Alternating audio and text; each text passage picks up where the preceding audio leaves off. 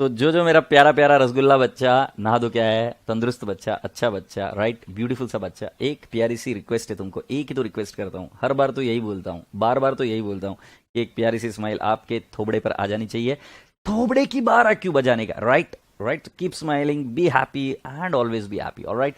तो आशा करता हूँ कि आप सब लोग मजे में हैं। Okay, so now let's go on and talk about our next part of the story, and it is what we are going to talk today about depreciation। और उसके पहले मुझे लगता है कि आप सभी नलायकों ने कैशबुक और बीआरएस कर दिया है। एग्रीड? तो कैशबुक और बीआरएस अगर कर दिया है तो उसके बाद में अब हम शुरू करेंगे डेप्रिसिएशन। ध्यान रहे, ये मेरा लास्ट टॉपिक है, राइट। इसके बाद में आपका फाउंडेशन का सिलेबस खत्म हो जाएगा। तो थोड़ा सा क्या बोलते हैं, मैं I am gonna miss you. तुमको देखा नहीं मैंने, तुमने मुझे देखा है बस, I haven't seen you eight any point of time. तो बस इतनी सी बात है बेटा जी कि यार मस्ती में करेंगे टॉपिक। तुमको आज वचन दे रहा हूँ कि जो मस्ती करना है कर लिया करो, कोई दिक्कत नहीं है। शपथ खाऊं सांगतो कि मैं आपको तंग नहीं करूंगा, ना चिल्लाऊंगा। थोड़ा सा आज लेक्चर ज़्यादा समय तक रहेगा, तो प्लीज़ थोड़ा सा पोलाइटली एकदम पेशेंस मार के बैठे रहना, डेप्रिसिएशन पढ़ाते रहूंगा, ठीक है। तो डेप्रिसिएशन कर कर फिर खत्म करेंगे इसको, right. So let's go on and talk about the next part of the story, and here we go, depreciation, ठीक है। कैशबुक अपलोड नहीं हुआ तो कैशबुक हो जाएगा, कैशबुक अपलोड हो जाएगा। मुझे पता नहीं था कि कैशबुक, मैंने दोनों का बोला था, नहीं हुआ, ठीक है ठीक है, कैशबुक भी हो जाएगा। डेप्रिसिएशन, तो डेप्रिसिएशन के अंदर हम पहले लिखेंगे डेफिनेशन क्या है। Depreciation, depreciation means reduction in the value of fixed asset।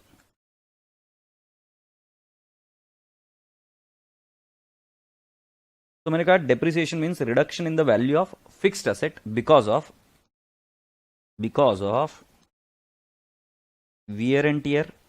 Wear and tear मतलब यूज करने की वजह से, comma, because of efflux of time. Efflux of time का मतलब क्या होता है कि समय आगे जाने की वजह से। तो जैसे अगर आप मोबाइल खरीद के रखोगे और उसको यूज नहीं करोगे तो भी खराब हो जाएगा, पड़ा पड़ा खराब हो जाएगा, राइट। तो कुछ चीजें पड़ी पड़ी खराब हो जाती है, राइट। और I can say influx of time, और I can say change in technology, change in technology, change in technology. तो पता है मेरे पास एक प्रोजेक्टर था, और वो प्रोजेक्टर मैंने सोलापुर में जब पढ़ाई करता था तब लेके रखा था। और जब प्रोजेक्टर लेके रखा था तो उसको मैंने कुछ समय तक चलाया और फिर रहने दिया। फिर उसके बाद में 6 साल बाद मैंने उसको निकाला और उसको लगाने की कोशिश की, तो प्रोजेक्टर साला भेंडी चालू ही नहीं हो रहा। चालू इसलिए नहीं हो रहा क्योंकि उस जमाने के जो केबल्स थे और अभी के जो केबल्स है उसमें टेक्नोलॉजी पूरी चेंज हो गई है। और टेक्नोलॉजी चेंज होने की वजह से राजा बेटा जी व्हाट आई कैन से कि असेट की वैल्यू कम हो जाती है। Yes or no? तो तुम मुझे बताओ, तुम तुम्हारे माता पिता के लिए कौन हो? तुम तुम्हारे माता पिता के लिए हो फिक्स्ड एसेट। तुम्हारी वैल्यू बढ़नी चाहिए कि कम होनी चाहिए? तुम एकमात्र ऐसी फिक्स्ड एसेट हो, तुम एकमात्र ऐसी पूंजी हो तुम्हारे माँ बाप की जो चाहते हैं कि तुम्हारी वैल्यू बढ़े ना कि घटे। सो गधेड़े बच्चों, अपने आप को डिप्रिशिएट नहीं करने का, इस टाइम को अच्छे से इन्वेस्ट करने का, और तुम्हारे ऊपर अप्रिसिएशन आकर तुम्हारे माँ बाप के चेहरे पर एकदम खुशी वाली चीज आ जानी चाहिए। समझ में आ रहा है कि नहीं? They should be very happy, beautiful से हैप्पी होना चाहिए। Yes or no? सो राजा बेटा जी, आशा करता हूं कि आपको समझ में आ रही है ये बात, है ना? तो बेटा जी, ये जो depreciation means reduction in the value of fixed asset because of wear and tear. तुम जिसके ऊपर बैठे हो, राइट, तुम्हारा वजन फील कर लेना कि भाई साहब ये जो असेट है, दर्द दिख रहा है इस असेट का, दर्द फील करो उस दर्द असेट का। उस असेट कह रही है कि हाय राम रब्बा, इतना बड़ा आदमी बैठ गया, मेरी तो हड्डी दुख रही है। अगर वो बोल पाती तो कैसे बोल पाती? चेयर तो चेयर बोलती मेरी हड्डी दुख रही है भाई साहब, मेरे को तो तकलीफ हो रही है, और उस असेट की वैल्यू हो रही है कम। वियर एंड टियर मतलब यूज, इफ्लक्स ऑफ टाइम बोले तो क्या, समय जाने के साथ साथ वैल्यू कम हो जाती किसी चीज की, राइट। उसके ये कम होते रहता है। तो बेटा जी, अगर मान लो मैं आपकी बात करूं या फिर if I am talking about anything, जैसे जैसे समय जाएगा उसकी वैल्यू कम होती जाएगी। जैसे मैं बात करूंगा कार, नई कार है, जैसे जैसे समय जाएगा, राइट, कार की वैल्यू कम होती जाएगी। जैसे जैसे टेक्नोलॉजी चेंज होगी कार की वैल्यू चेंज हो जाएगी, कंप्यूटर की वैल्यू चेंज हो जाएगी। आशा करता हूं कि आपको ये बात समझ में आई। तुम सभी लोगों को फील हुआ चेयर का दर्द? क्या बात है यार, कमाल कर दिए। ये क्या बोल रहा है सर, लात मार कर उठा देती, ओ हो, राइट। तुझे तो लात मारनी चाहिए, कैसी ये बात है। तो तुमको समझ में आई ये बात। तो डेप्रिसिएशन मतलब क्या, reduction in the value of the asset. अब सम नलायक स्टूडेंट, सम नलायक, नालायक student, they will say what कि सर सुनो ना सुनो ना, सुन लो ना, मैंने बोला बोलो ना बोलो ना बोलो ना।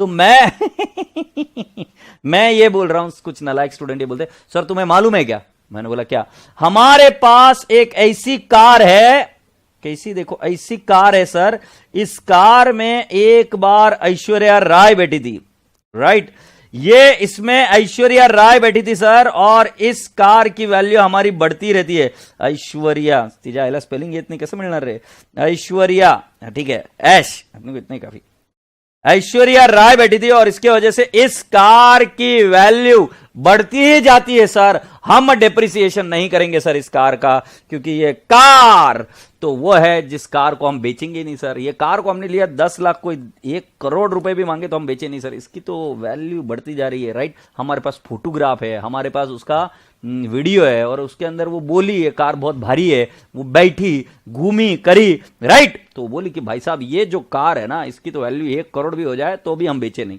तो कार की वैल्यू बढ़ रहा है। तो एक नालायक स्टूडेंट बोलता है कि तो सर यन्ना this car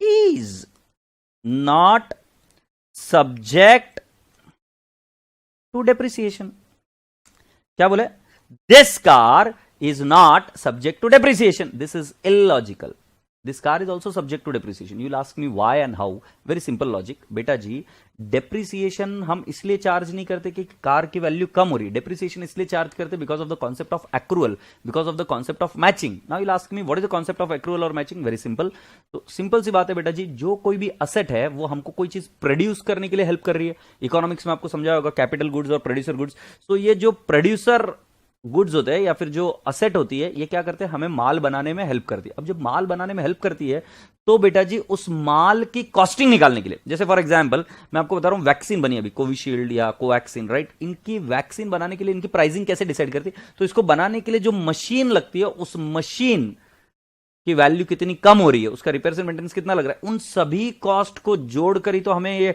cost of the एक टैबलेट मिलेगी ना। तो राजा बेटा जी depreciation is a part of the cost of the goods जो मैन्युफैक्चर होते हैं, जैसे शर्ट मैंने थोड़ी ना बनाया, ये तो मशीन में बनाया, राइट, सिलाई की मशीन में बनाया, अब वो सिलाई की मशीन का जो भी डेप्रिसिएशन है will be added to the cost of this or not, yes or no, क्या सर वो कमाल ही है कार से बन रहे हैं, ऐश पर है और ऐप कैमल पर अटकी हुई है, हाँ ये बात सही बोली, क्या है चिंदी लोग एकदम समझ में नहीं आती बात को, ये लोग ऐसे है ना कि जो कभी प्यार को समझ ही नहीं पाते, और जब समझ नहीं पाते ना तो the most unromantic people are this people, camel दिख रहा है गधेड़े को, कार की बात चल रही है, कौन कहता है ऐसा, हम तो भाई साहब बस पूछो मत, गलत गलत बात नहीं करने का, कैमल का है कार, तुम्हें पता है, और कार की खास बात ये दोनों तरफ से चलती है, तो इसमें रिवर्स नहीं है, ये इधर से भी चल जाती है, रिवर्स नहीं लेना पड़ता, आप इधर बैठकर इधर से भी चला लो, बस स्टीयरिंग को घुमाकर इधर ले लेना, इट्स फैंटास्टिक कार सर, तुम जलते हो बट उसका हम कुछ कर नहीं सकते, तो सुनते हो अब मैं आपको बताता हूं कि फॉर एग्जाम्पल बेटा जी हम असेट अकाउंट बनाते हैं,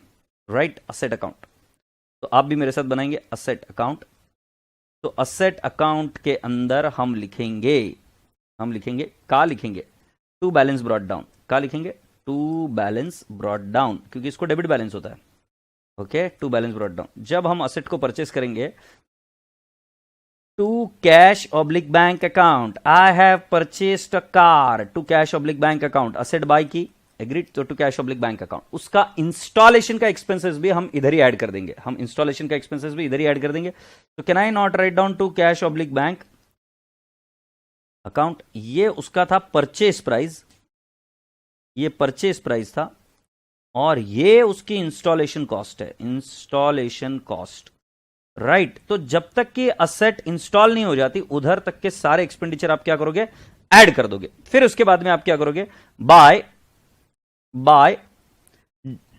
डेप्रिसिएशन, ये डेप्रिसिएशन क्या है राजा बेटा जी, डेप्रिसिएशन अकाउंट, ये डेप्रिसिएशन मतलब reduction in the value of asset, I repeat reduction in the value of asset, और फिर बेटा जी मैं इधर लिखूंगा बाय, सेल किया तो cash oblique bank account, cash oblique bank account, अगर सेल करेंगे तो इधर ही लिखेंगे ना नालायको, और यदि लॉस हुआ तो इधर आएगा बाय लॉस ऑन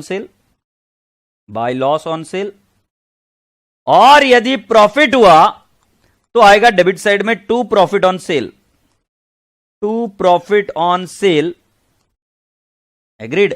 और इधर आ जाएगा बाय बैलेंस कैरीड डाउन। अब बेटा जी जो मुझे आपको समझाना है वो इनमें से हर एक आइटम को समझाना है, तो थोड़ा सा पेशेंस मार के बैठे रहो और सुनो तो सही मेरी बात, जज्बाती मत हो। मैं पहले आपसे बोल रहा हूं कि ये टू बैलेंस ब्रॉट डाउन ये क्यों है, एकदम सिंपल है, असेट को डेबिट बैलेंस होता है तो वो डेबिट साइड में आएगा, और बाय बैलेंस कैरीड डाउन क्यों है, क्योंकि उसको क्रेडिट बैलेंस होता है। Agreed, yes. तो ये दो आइटम तो समझ में आए।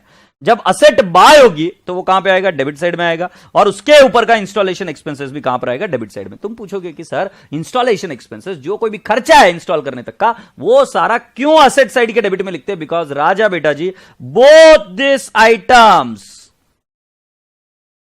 Right are done as per AS 10। This is done as per AS 10 PPE। This is done as per PPE, plant property and equipment.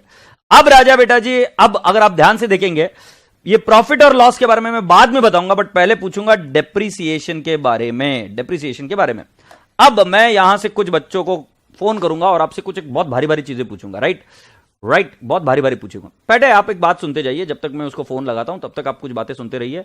राजा बेटा जी ये जो है ना आइटम, क्या नाम, डेप्रीसिएशन, ये नॉन कैश एक्सपेंडिचर है। इसके अंदर कोई भी कैश नहीं जाती। क्यों कैश नहीं जाती? क्योंकि बेटा जी कैश की एंट्री नहीं है, नॉन कैश एंट्री है। डेप्रीसिएशन की एंट्री होगी depreciation to fixed asset, so there is no inflow or outflow of cash. Depreciation to fixed asset is what I write down, yes or no? So राजा बेटा जी इसके अंदर कोई भी कैश का आदान प्रदान नहीं होता है। Depreciation is a non cash expenditure. Okay, depreciation is what, non cash expenditure. Phone लगा है आपके सामने वेंकट जी को, दिख रहा है आपको वेंकट जी को? वेंकट जी सुना ना, लेक्चर को म्यूट करो ना, म्यूट करो ना। ऑलराइट, मुझे एक बात बताओ वेंकट बाबू, कैसे हो आप? जोर से बोलो।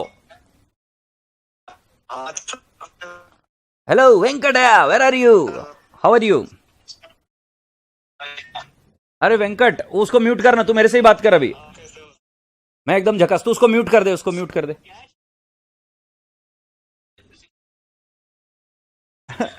मम्मी नहीं करते म्यूट, कर दिया? ऑलराइट बड़ी, कैसा है तू? अरे बोलना जोर से। और कहां से है तू? बल्लारी में, Karnataka sir. Karnataka, very lovely place sir. You tell me, Ballari में कोई गर्लफ्रेंड तुम्हारी? नहीं सर। सच्ची नहीं है? हेलो, सच नहीं सर, प्रेजेंट में नहीं। गर्लफ्रेंड इल्ले है? Hello sir. अच्छा तो सुनो, मुझे एक बात बताओ, सपोज फर्ज करो, इमेजिन तो कर ही सकते हो। हेलो हेलो, हाँ सर। इमेजिन तो कर सकते हो? अच्छा, फेवरेट हीरोइन कौन है तुम्हारी? हाँ सर। कौन है तुम्हारी फेवरेट हीरोइन? दीपिका पादुकोण है सर। दीपिका पादुकोण। अच्छा सपोज मान लो वो विराट के साथ न जाते हुए, नहीं विराट के साथ तो अनुष्का गई, दीपिका रणवीर के साथ न जाते हुए तुम्हारे साथ जाती, राइट? हो सकता है ऐसा, सपोज फील करो यार, थोड़ा बड़ा सोचा करो। मुझे एक बात बताओ, कितना खर्चा करते उनके लिए? ओके। कितना खर्चा करते? मेरे पास हो तो वो क्या क्या मांगते हो वो सब दिलाते हो सर। सब दिला देगा, तारे चांद सितारे सब दिला देगा। वाह। अभी मुझे बताओ, अभी मुझे एक बात बताओ, सपोज मेरी गर्लफ्रेंड होती, प्लीज बुरा मत मानना यार, प्लीज बुरा मत मानना, गलत मत समझ यार, तुझे मालूम है ना, I am very clear, I am very much fond of Aishwarya Rai. मैं तुझे पूछ रहा हूं कि सपोज मेरी होती दीपिका, तो I would not have been that crazy like you are, because I find Aishwarya more beautiful, right? So I was just wondering कि how much I would have expended. Okay. Suppose you are expending, suppose 10 crore, so how much I would have expended? Come sir. कितना कम? हाँ, लैक्स में। लैक्स में, good. So can आई से, नहीं लैक्स में भी क्यों, 1000 rupees, may be 2000 rupees, that's it, not more than that. Agreed? Okay sir. Okay, so you are safe, right? तो मैं अभी आपको ये पूछ रहा हूं कि ऐसा कैसा भाई, ऐसा क्यों? मतलब आपको ऐश्वर्या राय बहुत पसंद है ना sir? Absolutely, so you have understood it correctly. So राजा बेटा जी, अब मैं आप सभी बच्चों को एक चीज समझा रहा हूं, सो सुनिए। चल Venkaiah, bye. Okay sir, bye sir. Bye bye bye. So मैं आप सभी बच्चों को एक बात समझा दूं राजा बेटा जी, कि अगर आप देखेंगे तो एक व्यक्ति के लिए ज्यादा खर्चा कर सकता है, दूसरा व्यक्ति उस व्यक्ति के लिए ज्यादा खर्चा करने को तैयार नहीं है। राइट और अगर मैं आपको पूछूंगा कि भाई साहब एक असेट की वैल्यू कितनी है, दूसरे असेट की वैल्यू कितनी है, राइट, तो तुम प्रत्येक व्यक्ति उस असेट की वैल्यू को अलग अलग बोलेंगे। जैसे ऐश्वर्या राय जी बैठी है उस गाड़ी में, तो मैं उसके लिए 10 करोड़ देने के लिए तैयार हूं, है नहीं मेरे पास, बट देने के लिए तैयार हूं, दिल बड़ा है, राइट, देने के लिए तैयार हूं। और अगर मैं आपको बोलूंगा कि आप कितने दोगे, तो बोलेंगे सर 5,000 भी नहीं देंगे। समझ में आ रहा है? आप वैल्यू को अलग अलग परसीव करते हो।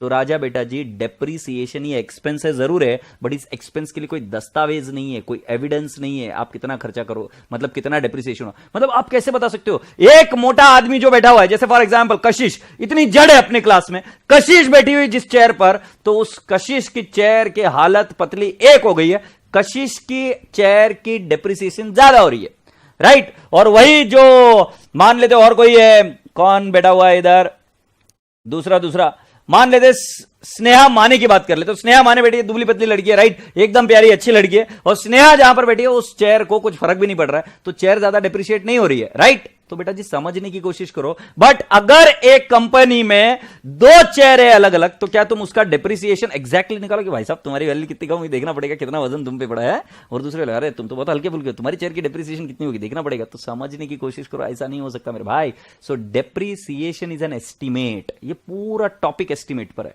Depreciation is an estimate and this estimate को आपको करना पड़ता है calculate, and you have to calculate it with the various methods. वो समझे क्या? डेप्रिसिएशन की एंट्री एकदम सिंपल है, डेप्रिसिएशन टू फिक्स्ड एसेट। नहीं तो तुम सोचो कितना मुश्किल हो जाता अगर डेप्रिसिएशन एग्जैक्टली निकालनी है कि इस एसेट की वैल्यू कितने से कम हुई। तो जाके तुमको पूछेंगे बताइए ये चेयर आप यूज कर रही है, आपकी वैल्यू कितनी है, या फिर हम पूछेंगे अच्छा ये कंप्यूटर को आप यूज करके बताओ कितने टेक्निकली साउंड है, कितना तकलीफ वाला काम हो जाता है, it would have become very complicated. So depreciation calculate होती है अलग अलग मेथड से, बट ये सिर्फ अमाउंट निकालने के लिए होता है, it is an estimate, SLM, WDV, right. और फिर हम बोलेंगे काय म्हणतात त्याला, मशीन आर मेथड, फिर इसको बोलेंगे production unit method, etcetera etcetera. तो बेटा जी depreciation amount can change, clear. अब बेटा जी राजा बेटा जी एकदम सिंपल सी बात है, तुम मम्मी के बहुत लाडले हो, राइट, इतने लाडले हो कि बस पूछो मत, मम्मा के फेवरेट बच्चा, मम्मा को तुम जाके बोलते हो मम्मा मेरे पास 100 रुपए का एक असेट है, राइट। तो तुम असेट का अकाउंट, मम्मा मेरे पास 100 रुपए का एक असेट है, राइट, इसको बोलते हैं बुक वैल्यू है, असेट है। सो अगर 100 रुपए को असेट है और तुम बोलते मम्मा मैंने उसको 90 रुपीज में बेच दिया, और तुम नाच रहे हो मम्मा मजा आ गई 90 रुपीज में बेच दिया। मम्मा बोले क्या हुआ बेटा 90 रुपीज में बेच, क्या है गधेड़े हुआ क्या है? तो मम्मा को तुम बोलते मम्मा 90 में एसेट बेचा, 10 की एसेट बच गई। मम्मी बोलती हाय राम पप्पू पैदा हो गया घर में। ऐसा हो सकता है क्या? असेट 100 रुपए की है, तुमने 90 में बेच दिया, तो 10 रुपीज लॉस हुआ ना। कॉमन सेंस है ना सर, अगर लॉस हुआ तो लॉस कहां पर लिखेंगे? क्रेडिट साइड में लिखेंगे ना। और अगर ऐसा हुआ मम्मी 100 रुपए की एसेट दी, आपने 140 में बेच दी, मम्मी को आके रो रो के मम्मी पूछती क्या हुआ, तो तू मम्मी को मम्मी असेट नेगेटिव हो गई क्या करूं? अरे गधेड़े वो असेट नेगेटिव नहीं है, 100 रुपए की असेट थी, तुमने उसको बेच दिया 140 में, 40 रुपीज हो गया profit. Yes or no? So in the ledger account, whatever I am writing down here is very, very clear, sir. Come. Right? तो मैं आपको बता रहा हूं कि लॉस इधर क्यों आया और इधर प्रॉफिट क्यों आया। प्रॉफिट हमेशा लेजर अकाउंट में डेबिट में ही आएगा, बट जर्नल एंट्री जब होती है ना, सो प्रॉफिट आएगा क्रेडिट साइड में और लॉस आएगा डेबिट साइड में। बट यही लॉजिक है ना, बच्चा एग्जाम हॉल में बैठे बैठे डिराइव करता है और बोलता है लॉस को तो सर ने बोला डेबिट बैलेंस होता है, तो फिर ये क्रेडिट में कैसे आ रहा है? गधेड़े बच्चे, ये लॉस के डेबिट साइड में जाएगा, ये लॉस अकाउंट के डेबिट साइड में जाएगा, ये मशीन अकाउंट में, असेट अकाउंट में क्रेडिट साइड में आता है। तो जब आप जर्नल करोगे तब लॉस को आएगा क्रेडिट बैलेंस और असेट को आएगा लॉस लिखेंगे हम क्रेडिट साइड में और प्रॉफिट लिखेंगे डेबिट साइड में। बट जब आप जर्नल कर रहे हो तो जर्नल में लॉस आएगा डेबिट साइड में और प्रॉफिट आएगा क्रेडिट साइड में। ये भी चीजें आपको बताऊंगा बहुत इत्मीनान से। अब कैश ऑब्लिक बैंक, ये वाली कौन सी वैल्यू है? सेल वैल्यू है, सेल वैल्यू, ठीक है। So now start writing down along with me. मैं आपको क्या बता रहा हूं, ये लेजर अकाउंट आपने बना लिया होगा, ऐसा अज्यूम कर रहा हूं। नहीं बनाया हो तो खींच मेरी फोटो, तो खींच मेरी फोटो, तो खींच मेरी फोटो पिया, मतलब इसकी फोटो खींच लो, जल्दी से फुर्ती से एक बार फोटो खींच लो, तैयार हो जाइए, फिर हम बढ़ेंगे आगे। टनक टनक टनक टनक टनक टनक टनक टनक टनक टाड़ा, फोटो खींच ली, ऑलराइट। सुनो, अब मैं आपको बता रहा हूं depreciation is a non cash expenditure. Wow, is a non cash expenditure. Entry should be depreciation account debit. To fixed asset account.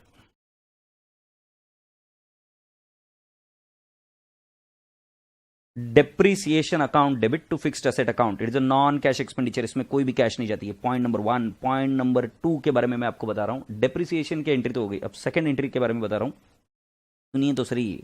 हाँ जी सुनिए. Depreciation is provided or is calculated is the right word. Is calculated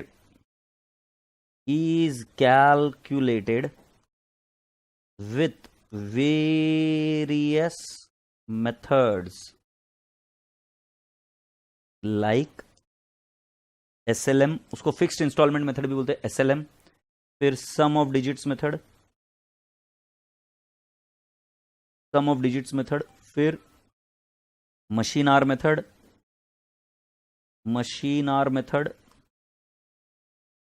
production unit method,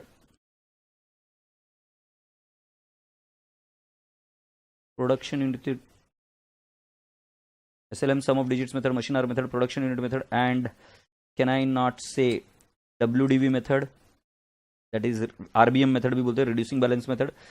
फिर production के बाद में एक और है depletion method. मुझे जहां तक पता है इतने ही मेथड आपको डील करने हैं और ये सारे के सारे आसान हैं. तो इससे हम एंट्रीज नहीं चेंज होती, हमारा सिर्फ डेप्रिसिएशन इसमें कैलकुलेट होता है. डेप्रिसिएशन कैलकुलेट मतलब कितनी अमाउंट की एंट्री करना है वो कैलकुलेट होगा, अलग अलग मेथड के हिसाब से करना है. राइट. अब हम आगे बढ़ते हैं और तीसरे पॉइंट की तरफ रुक करते हैं. तीसरा point, depreciation is provided always for complete period. In the bracket लिखूंगा, generally for 1 year except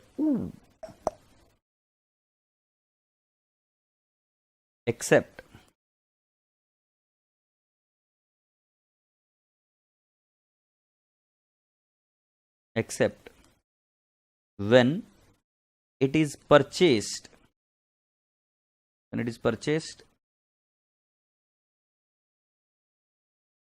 in between the year. When it is purchased in between the year. And दूसरा वाला है when it is sold in between the year. बेटा जी प्रत्येक asset को आप depreciate करेंगे पूरा का पूरा, irrespective of whether it is used और नॉट. सिर्फ 2 सिनारियो में आप उसकी प्रोपोर्शनेट डेप्रिसिएशन चार्ज करेंगे. राइट. जब असेट को बाय किया गया इन बिटवीन द ईयर कहीं पर भी, या असेट को सेल किया गया in between the year. Right. मैं अभी आपको कुछ एक एग्जांपल देता हूं. राजा बेटा जी, मेरी एक चेयर है, वो मेरे ऑफिस में है. राइट. मेरे ऑफिस में वो चेयर एकदम आसानी से ऐसे घूम कर बैठी हुई है, ऐसे इतने दिनों से अंगड़ाई लेकर बैठी हुई है ऐसी, और बोलती कि मेरे पर कोई आकर बैठता ही नहीं. अभी कौन जाकर बैठेगा, मैं तो इधर हूं, मैं जाके बैठता नहीं. तो अब तुम मुझे पूछोगे कि सर वो जो चेयर ऐसे कर बैठी हुई है, ऐसे कर बैठी हुई है, उसके ऊपर कोई नहीं बैठता, तो क्या सर वो चेयर डेप्रिशिएट नहीं होगी? बात कर रहा हूं कि चेयर डेप्रिशिएट होगी. क्यों राजा बेटा जी, ये चेयर इस साल में बाय नहीं की गई, लॉकडाउन की वजह से उधर मैं जा नहीं पा रहा हूं, मैं बैठता नहीं हूं, वो डेप्रिशिएट नहीं हो रही. सो वो चेयर को फिर भी हम डेप्रिशिएट करते रहेंगे. राइट. बट ऐसी कोई चेयर जो साल के बीच में कभी तो भी लूं, तो साल के जिस समय मैंने बाय की वहां से लेकर ईयर एंड तक डेप्रिसिएशन आएगा. So can I not say टन टन टन टन टन, सपोज ये 1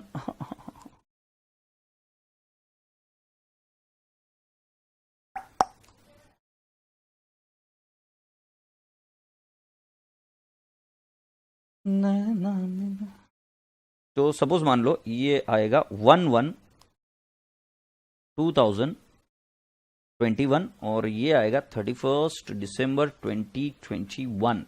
मैंने असेट को बाय किया 1/5/2021 को. तो बेटा जी आपका डिप्रिसिएशन चार्ज होगा सिर्फ पहले साल के लिए प्रोपोर्शनेट. उसके अगले साल it will be always full year. तो मतलब बिफोर इंस्टॉलेशन, ये यहां पर इंस्टॉल किया, राइट. इंस्टॉलेशन डेट से लेकर ईयर एंड तक आप डेप्रिसिएशन प्रोवाइड करोगे. हैप्पी. बट यदि मैं आपसे बताऊं टुंग टुंग टुंग टुंग टुंग टुंग टुंग, ये असेट को मैंने सेल कर दिया, मान लेते 1/1 2030 से लेकर 31 दिसंबर 2030 और मैंने इस असेट को यहां पर बेच दिया 2030 में, राइट। और तब तक तुम भी बुढ़े हो जाएंगे, कुछ की तो शादी भी हो जाएगी तब तक, है ना? हाँ, कुछ की तो शादी हो ही जाएगी पक्के से। तो ये वाला जो पीरियड है इसका डिप्रिसिएशन कराएंगे, that is to from start से लेकर डेट ऑफ सेल तक। और जब परचेस करते हो तो from the date of purchase से लेकर ईयर एंड तक का आप डिप्रिसिएशन चार्ज करते हो। आशा करता हूं कि आपको ये बात समझ में आई और आपने चीज लिख ली। तो सिर्फ 2 सिनारियो में आप depreciation you are going to charge it proportionately, otherwise depreciation will always be charged for the complete 1 year. Say ho. Oh.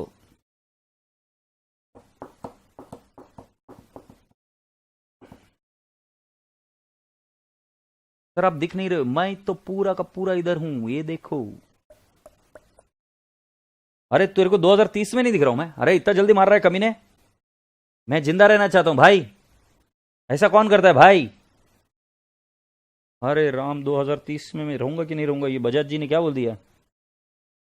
Sir हम 2030 में बुढ़े हो जाएंगे क्या? राशि तू फिर जिंदगी जी नहीं अभी तक तू तू डायरेक्टली बच्चे से बुढ़ी हो जाएगी। हाँ, बीच की जिंदगी जो है ना वो बहुत प्यारी जिंदगी होती है बेटा, उसको जिया कर, उसके बारे में भी सोचा कर। Right, all right. सो आशा करता हूं कि ये सब चीजें हो गई आपकी लिखकर। अंडरस्टूड बोल रहा है। अब सुन, तो बेटा जी एसएलएम मेथड में डिप्रिसिएशन कैसे कैलकुलेट होती है? Which method? SLM. SLM method में डिप्रिसिएशन कैसे होगी? ठीक है, तो एसएलएम मेथड में डिप्रिसिएशन कैसे होगी? तो मान लेते हैं इसमें आपको कुछ चीजें समझ। अच्छा, before understand following things, understand following things, understand following things. First one A,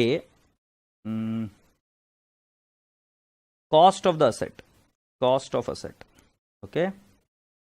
दूसरा B, understand life of asset, ये समझना जरूरी है।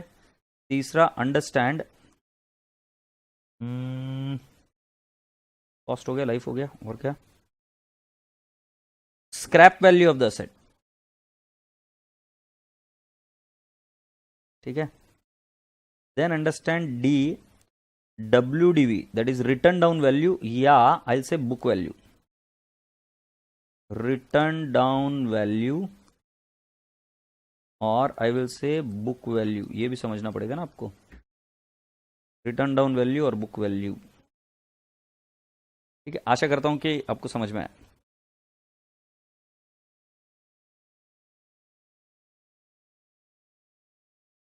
सर अब शादियों में आना हम सबकी।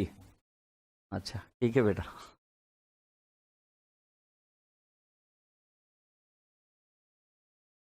आऊंगा बेटा, आऊंगा।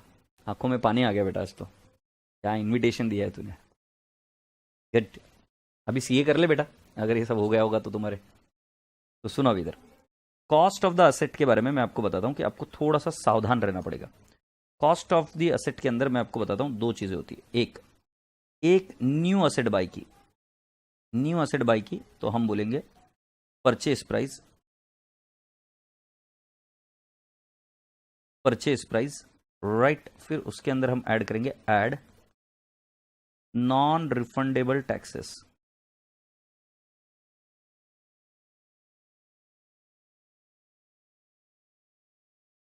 Non refundable taxes, add non refundable taxes हो गया, परचेस प्राइस हो गया, नॉन रिफंडेबल टैक्सेस हो गया। फिर इधर हम लिखेंगे इंस्टॉलेशन एक्सपेंसेस, जो जो इंपॉर्टेंट है आपके एग्जाम पॉइंट ऑफ व्यू से वही बता रहा हूं, इंस्टॉलेशन एक्सपेंसेस, ओके। इन सबको ऐड करने के बाद में जो आपको मिलेगा वो मिलेगा कॉस्ट ऑफ फिक्स्ड असेट, ये मिलेगा कॉस्ट ऑफ फिक्स्ड असेट। क्या बोलती है छोरी? हम सर देखो तो कितनी जल्दी है, मतलब कि सब डिसाइड किया है इस शादी के बारे में। राशि तू पीछे मत रहे, नलायक, सीख उससे, गधेड़ी। और मैं इसके बारे में अभी कुछ नहीं बोलने वाला हूं, मैं मेरा मुंह बंद कर रखा हूं। ये नए बच्चे जो है ना वो भाई साहब कौन सी दुनिया के भगवान जाने। न्यू एसेट, न्यू एसेट के बाद में दूसरा वाला आइटम है, उसके बाद में हम कहेंगे ओल्ड एसेट हमने बाय किया। ओल्ड एसेट भी बाय करते ना, जैसे ओल्ड कार बाय की, ओल्ड स्कूटर बाय किया, ओल्ड एसेट बाय की, राइट। सो जो अगर मान लो ओल्ड एसेट बाय किया तो हम क्या लिखेंगे, उसका परचेस प्राइस, राइट। ओल्ड घर बाय किया, सेकंड हैंड घर बाय किया, राइट, परचेस प्राइस। हम इसके अंदर लिखेंगे add non refundable taxes, non refundable taxes, non refundable taxes, non refundable taxes. फिर add installation expenses, installation expenses. फिर ऐड हम करेंगे इसके अंदर, सुन रहे हो ना बराबर से, repair before installation, repairs before installation. मतलब अगर मान लो कोई आपने एसी बाय किया है तो तुम बोलते हो कि यार एसी को थोड़ा सा रिपेयर करा लेते हैं और उसके बाद में इसको इंस्टॉल करा देंगे, सेकंड हैंड अगर एसी बाय किया तो, right. So repairs before installation should be added in the cost of the asset. और ध्यान रहे इधर रिपेयर्स ऐड नहीं होंगे, repairs can not be added year, repairs are only added year, क्योंकि बेटा जो कैपिटल एक्सपेंडिचर है। आशा करता हूं कि आपको बात समझ में आई। बट ये ओल्ड असेट जब बाय करते हो तब, न्यू असेट जब बाय करते हो तब ऐड नहीं करना है। मतलब if you are buying a previously used asset तो उसके अंदर ये सब चीजें कर सकते हो। नॉन रिफंडेबल टैक्सेस ऐड करो, इंस्टॉलेशन एक्सपेंसेस ऐड करो and repairs before it is put to use, right. अब बेटा जी न्यू असेट में रिपेयर्स कहां जाता है, repairs goes to the P&L account. आशा करता हूं कि आपको ये बात ऑलरेडी पता है। तो अब मैं आपको बता चुका हूं कि what is the cost of the asset. किसी भी मेथड में कॉस्ट ऑफ द असेट यही है, एग्रीड। किसी भी मेथड में कॉस्ट ऑफ द असेट यही तो है। प्रिया अग्रवाल पूछ रही है दूल्हा डिसाइडेड है क्या? नहीं, प्रिया अग्रवाल की एक एजेंसी है, वो दूल्हा ढूंढ कर देती है। तो प्रिया अग्रवाल जी आप ढूंढ कर दीजिए, ठीक है। सब अपने ही मतलब घर में, मतलब क्या बोलते, ग्रुप में काम कराने का, पैसे बाहर नहीं देने का, मतलब अपने ही लोग अमीर हो इसके लिए। So Priya Agarwal we give this opportunity and this task for you. मतलब कहां से काम शुरू हुआ था, कहां तक बात पहुंच गई है नलायको, राइट। गधेड़े बच्चों, मेरी शादियों में आना। मैं बोल रहा हूं कि 2030 में बुढ़े हो जाएंगे तो ये चालू हो गए, हमारी शादियां हो रही होंगी सर, शादी में आना। फिर शादी में आने के बाद में भाई आंखों में से पानी आ गया, कोई कुछ बोल रहा है, कोई कुछ बोल रहा है, नलायक। Very good, very good. तो अभी आप एजेंसी ले लो, करो वो काम। ये क्या बोलते हैं, अरे हमको भी बुलाओ, हम सबको आपकी शादी में डांस करेंगे, गाना भी डिसाइड करेंगे ग्रुप डांस के लिए। अरे भाई साहब इधर तो अभी तक पास हुए नहीं ये लड्डू बांट रहे। अरे तुम्हारे घर वालों को बुलाओ ना रे एक आध बार। अरे घर वालों को बुलाओ, तुम कैसी बातें करते मेरे साथ, मैं बताऊंगा। अरे घर वालों आओ, देखो इधर क्या बोल रहे तुम्हारे बच्चे। अरे तेरे को बात नहीं कर रहे, इधर शादियां हो रही है क्लास में।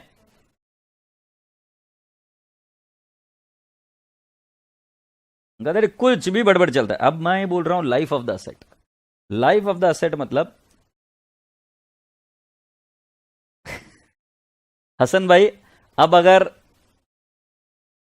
अगर हाथ जोड़ रहा हूं, अब इसके आगे ना जाओ तो ही बढ़िया है, नहीं तो लेक्चर को समाप्त करना पड़ेगा उसके पहले। सुनो, एक्चुअली ये सब कर लो पहले। लाइफ ऑफ द असेट का मतलब क्या है? लाइफ ऑफ द असेट मतलब बेटा जी क्या होता है कि कोई असेट को हम कैसे यूज कर सकते हैं, राइट। सो जब हम किसी असेट को कितने समय तक यूज कर सकते हैं, life of the asset can be expressed in terms of years, number of units and number of hours. तो लाइफ ऑफ द असेट तुमको जो बचपन में बताया होगा कि सिर्फ ईयर में होता है, ऐसा नहीं। जैसे एक एग्जांपल मैं बताऊंगा कि life of, right, life of car कैसे है, तो कोई मुझे बोल सकता है in the number of years. Television कैसा है, in the number of years, agreed. So can I not से ईयर में लाइफ ऑफ द कार हो सकती है, बिल्डिंग हो सकती है, एग्रीड। अब नंबर ऑफ यूनिट के केस में मैं आपको बताता हूं कि कौन सी है। जैसे फॉर एग्जाम्पल आप कोई एक असेट ऐसी लेते हो, राइट, प्रिंटर का ये अंदर नहीं होता क्या, वो क्या डालते प्रिंटर के अंदर, अरे तेरा काय म्हणतात रे, कार्टेज, राइट, जिससे प्रिंटिंग होती है, जिसमें शाई होती है। तो आप उसको कितने प्रिंट करोगे उसके बेसिस पर उस प्रिंटर की लाइफ डिसाइड होती है, राइट। तो आप, I don't know if you are understood और नॉट, कि there is something called as 3D printer. 3D printer में तुम देखते नहीं हो कि ऐसी ऐसी मूर्तियां होती है, तो वो मूर्तियां इंसान नहीं बनाता है, वो प्रिंट की जाती है by CNC machine, by 3D machine, right. But बेटा जी उसको प्रिंट करने की एक कैपेसिटी है, कैपेसिटी, राइट। सो उसको बोलते हैं कि कितने यूनिट्स प्रोड्यूस कर पाओगे। या अगर मैं बताऊं कि प्रिंटर है, सो प्रिंटर कितने यूनिट प्रोड्यूस कर पाओगे, कितने साल की बात नहीं चलती वहां पर। So I would give an example of printer. Right फिर उसके बाद में नंबर ऑफ आवर्स के बारे में मैं आपको बताऊं, प्रोजेक्टर, महंगी महंगी लाइट्स, राइट जो डांसिंग लाइट्स नहीं होती क्या, वो डांसिंग लाइट्स कितनी देर चलेगी वो number of hours per decide होती है। प्रोजेक्टर कितनी देर चलेगा वो लैंप के number of hours per decide होता है। सो कैन आई नॉट से प्रोजेक्टर। सो बेटा जी इन केस में इनकी लाइफ इस तरीके से दी जाती है। तो जब आपको ये बात पता चल गई है तो मैं अभी आपको बता रहा हूं कि this are called as life of the asset. So life of the asset is expressed in number of years, number of units to be produced and number of hours. अब मैं आगे आपको बताता हूं scrap value of the asset. मैं तुमको एक कहावत पूछता हूं, आम तो आम गुठलियों के दाम, इसका मतलब क्या है? क्या भारी बोला, आम तो आम गुठलियों के दाम, इसका मतलब बताइए मुझे, what do you mean by this कहावत, राइट तो फिर मैं आपको समझाऊंगा कि व्हाट इज स्क्रैप वैल्यू। तुम तक मेरी बात पहुंचने में बहुत टाइम लगता है यार, तुम मुझसे बहुत दूर बैठे हो, right scrap value of the asset. तुम कितने दूर क्यों बैठते हो मुझसे, मुझे नहीं पता, बताओ ना जल्दी से, सुना करो, बताया करो जल्दी से, क्यों? टन टन टन टन टन टार।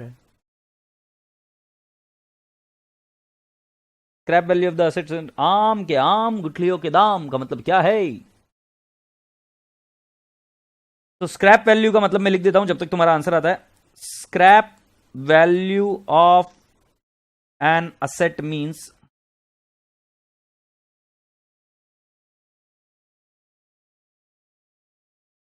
Scrap value of an asset, क्या बात है, आंब्या बरोबर कोईची वैल्यू, कोई मतलब क्या उसकी गुठली, उसकी भी वैल्यू, आम के भी दाम गुटली स्क्रैप के दाम, क्या बात है, आम के भी दाम और गुटली स्क्रैप के दाम। पर मुझे ये पता है क्या कहावत ही गलत लगती है, बहुत गलत लगती है, मैं आपको खुद बताऊंगा क्यों।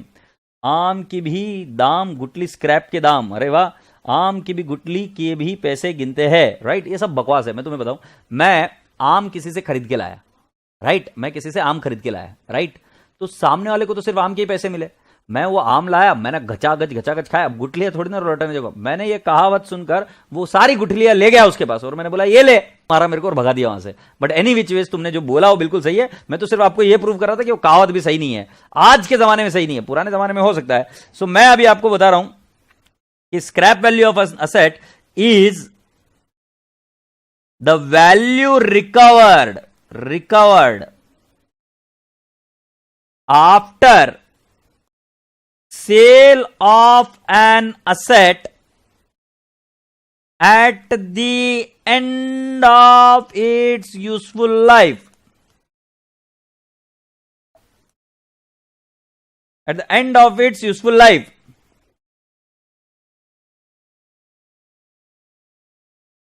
राइट सो अब मैं आपको बताता हूं स्क्रैप वैल्यू का मतलब क्या है, बेटा प्लीज समझने की कोशिश करो।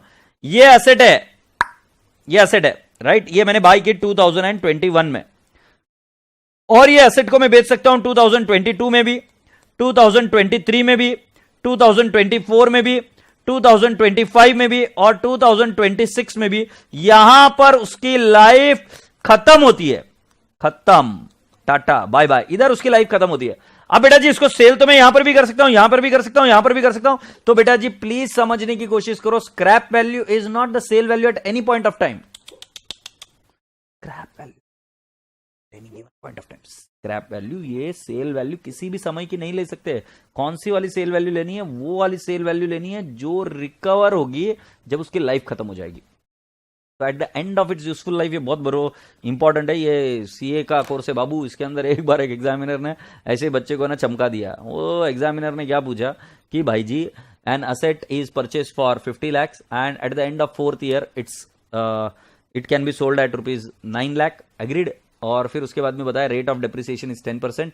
तो उस पुट्टे ने क्या किया, बेचारे गरीब आदमी ने, उसने कॉस्ट लिया, कॉस्ट में से माइनस किया क्या, स्क्रैप वैल्यू जो भी दिया था 4 साल के बाद में, और डिवाइड बाय 4 years कर डेप्रिसिएशन निकल गया और बैंड बज गई। वो आंसर गलत है, क्योंकि scrap value is not after the 4th year, it is always at the end of its useful life.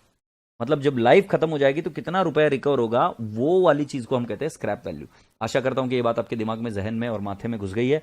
यदि ये बातें जहन में, माथे में घुस गई है तो मैं आगे बढ़ता हूं और अभी आपको बताता हूं कि क्या। तो आपको मैंने ये चीजें बताई कि आपको आपके लाइफ में ये 3 चीजों के बारे में पता होना चाहिए। What is the cost of the asset, what is the life of the asset, what is the scrap value of the asset. अब एकदम सिंपल है हमारा तरीका, हम क्या करेंगे, देखिए हम ऐसे करेंगे, हम क्या करेंगे, मान लेते हैं कि हमारा cost of the asset, cost of the asset है 5 lakh, agreed. Add installation expenses, मैं बोल दूंगा इंस्टॉलेशन एक्सपेंस, मैं बोल दूंगा 1 lakh, right. So total cost of the asset होगी 6 lakh. Cost of asset 6 lakh समझ में आया? ये फर्स्ट पॉइंट हुआ। सेकंड चीज क्या है, एक बार आपको कॉस्ट ऑफ द असेट मिल गया, सेकंड पॉइंट क्या है, अगर आपको कॉस्ट ऑफ द असेट मिल गया, then now you need to have second point, scrap value at the end of its useful life. Useful life I will write down it is 50,000। फिर मैं second point बोलूंगा useful life कितनी है, so I will write down 5 years। I will write down 5 years। Okay, तो अभी आपको ये data मिल गया। So cost of the asset क्या होती है, ये सभी बच्चों को पता चल गया कि सर इस तरीके से कॉस्ट ऑफ द असेट निकाली जाती है। दूसरी चीज बेटा जी, scrap value of the asset at the end of its useful life, ये होना चाहिए। So it is 50,000। और उसके बाद में बेटा जी यूजफुल लाइफ दे रखी है 5 years। मैं अभी आपको पहला वाला मेथड समझा रहा हूं, एसएलएम मेथड। इसके अंदर हम क्या करेंगे, depreciation per annum, depreciation per annum अगर मुझे निकालना है तो मेरे पास फॉर्मूला होगा cost minus scrap value divide by useful life, right. So cost कितनी है बेटा जी, 6 lakh minus 50,000 divide by 5 years।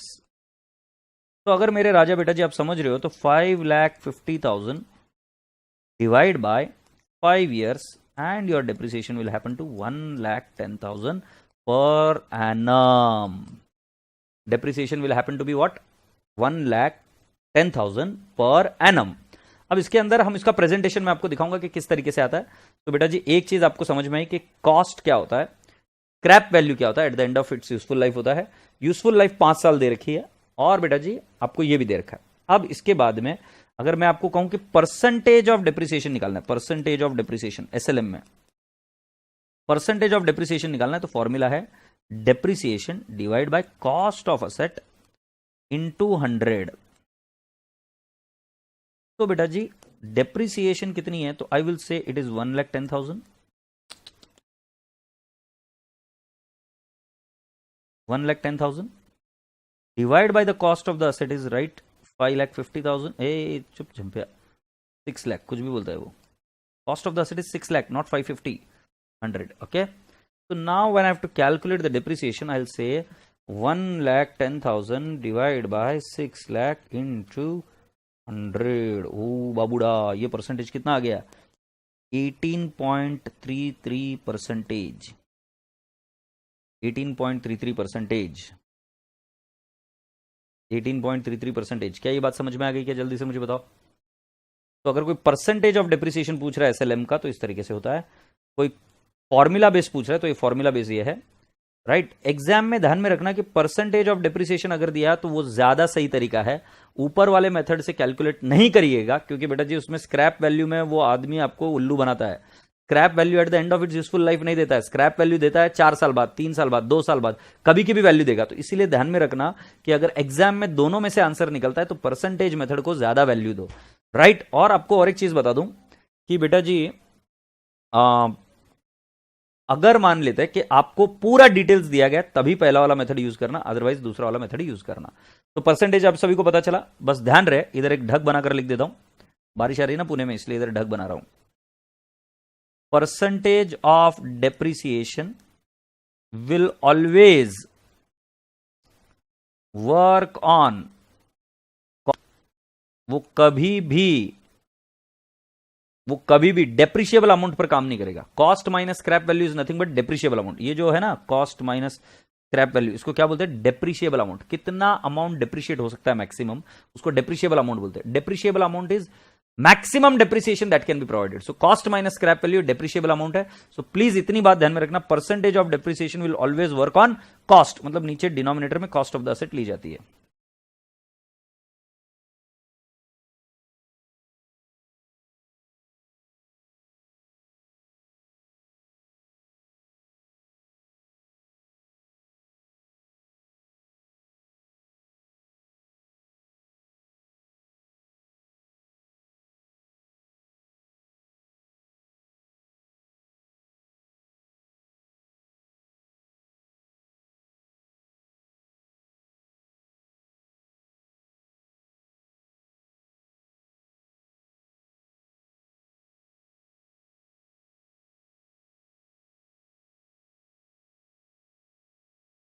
ये लिख लिया पिल्लो?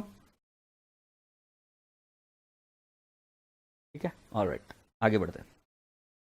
तो अब जरा बेटा ध्यान से सुनना, मैं एसएलएम मेथड नहीं, ये सभी मेथड के बारे में सिखा रहा हूं, सिर्फ एसएलएम के बारे में नहीं, मैं सभी मेथड के, बट एसएलएम मेथड का एग्जाम्पल लेके मैं समझाऊंगा, एसएलएम का एग्जाम्पल लेकर समझाऊंगा, बट समझा रहा हूं सभी मेथड के बारे में, राइट?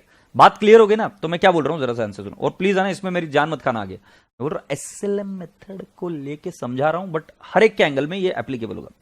तो मान लेते कॉस्ट है 6 lakh, right, less depreciation at the rate of 18.33%। Okay, तो ये आ रहा है 1,10,000, ये मैंने माइनस किया, तो बेटा जी मेरी WDV आ जाएगी, या इसको हम कहेंगे book value, right? So 6 lakh minus 1,10,000 will become 4,90,000। फिर हम डेप्रिसिएशन लेस कर देंगे एट द रेट ऑफ 18.33%। बेटा जी ये 18.33% will always be of the cost.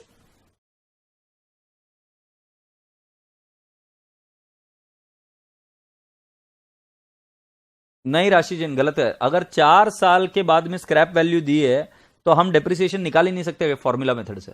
हमें scrap value at the end of 5 years ही देनी चाहिए उन्होंने, क्योंकि अगर यूजफुल लाइफ 5 ईयर्स है तो 5 ईयर्स के हिसाब से उस केस में वो आपको परसेंटेज देंगे, उस केस में आप परसेंटेज लगाकर बात खत्म कर दो। तो इधर भी हो जाएगा 1,10,000 लेस, तो ये आ जाएगा फिगर 3,80,000, और इसको मैं बोलूंगा WDV या बुक वैल्यू, और लेस करूंगा बेटा जी depreciation at the rate of 18.33%। तो बेटा जी मैं बोल दूंगा इट विल बिकम 1,10,000, तो ये वाली रकम आ जाएगी 2,70,000। बेटा जी अब समझने की कोशिश करो, इसको जो हम बोलते हैं, किस चीज को मैं आपके सामने करता हूं, 1 2 3, इन तीनों चीजों को हम क्या बोलते हैं बेटा जी? Book value. ये पता होना जरूरी है, बुक वैल्यू, या हम इसको ये भी बोलते हैं कि WDV, हमारे बुक्स में उसकी वैल्यू क्या है। दूसरा, ये जो है इसको हम बोलते हैं कॉस्ट, और ये जो है इसको हम बोलते हैं डेप्रीसिएशन। कुल मिलाकर बोलने का तात्पर्य यह है, स्क्रैप वैल्यू यहां पर कभी भी नहीं दिखेगी और यूजफुल लाइफ यहां पर कभी भी नहीं दिखेगी। ये दोनों चीजें यहां पर नहीं दिखती है आपको। जब आप डेप्रिसिएशन कैलकुलेट करते हो किसी भी मेथड में आपको जो दिखेगा वो क्या दिखेगा? कॉस्ट दिखेगा, डेप्रिसिएशन पर एनम दिखेगा, और बेटा जी आपको मिलेगी बुक वैल्यू और WDV each year. Agreed? All right. अब मैं आपसे दूसरी बात बताता हूं बेटा जी, इसके बाद में सपोज मैंने असेट बेच दी, असेट बेचते वक्त मुझे डेप्रिसिएशन कैलकुलेट करना है eight the rate of 18.33% for 4 months. अब आप बोलेंगे 4 मंथ्स क्यों? क्योंकि बेटा मैंने 4 महीना यूज कर असेट को बेच दिया। तो क्या काम, जब भी एसेट को सेल करेंगे तो पहला काम करेंगे depreciation up to the date of sale. पहले क्या करोगे उसके अंदर? लेस।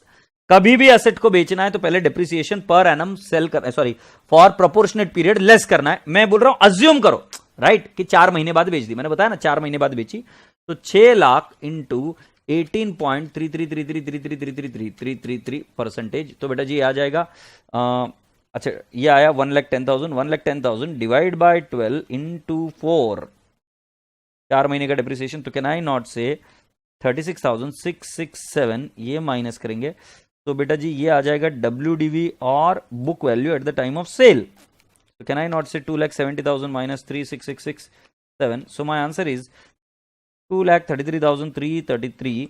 अब इसको कंपेयर करना सेल वैल्यू के साथ, सेल वैल्यू के साथ। सेल वैल्यू अगर मान लेते हो गया इसका 2,50,000 तो क्या होगा, और यदि सेल वैल्यू हो गया 2 लाख तो क्या होगा? तो राजा बेटा जी इसका आंसर सिंपल है, if sale value is less than book value you will have a loss, अगर sale value is greater than book value then you will have a profit. So पहले वाले सेकंड वाले केस में there is a loss. Loss कितने का आएगा बेटा जी? 33,333, और 2,50,000 minus 2,33,333। So can I not give you the answer? Ay, mama, 2,50,000 minus 2,33,003. So 1,667 is this case में there is a profit. 1,667.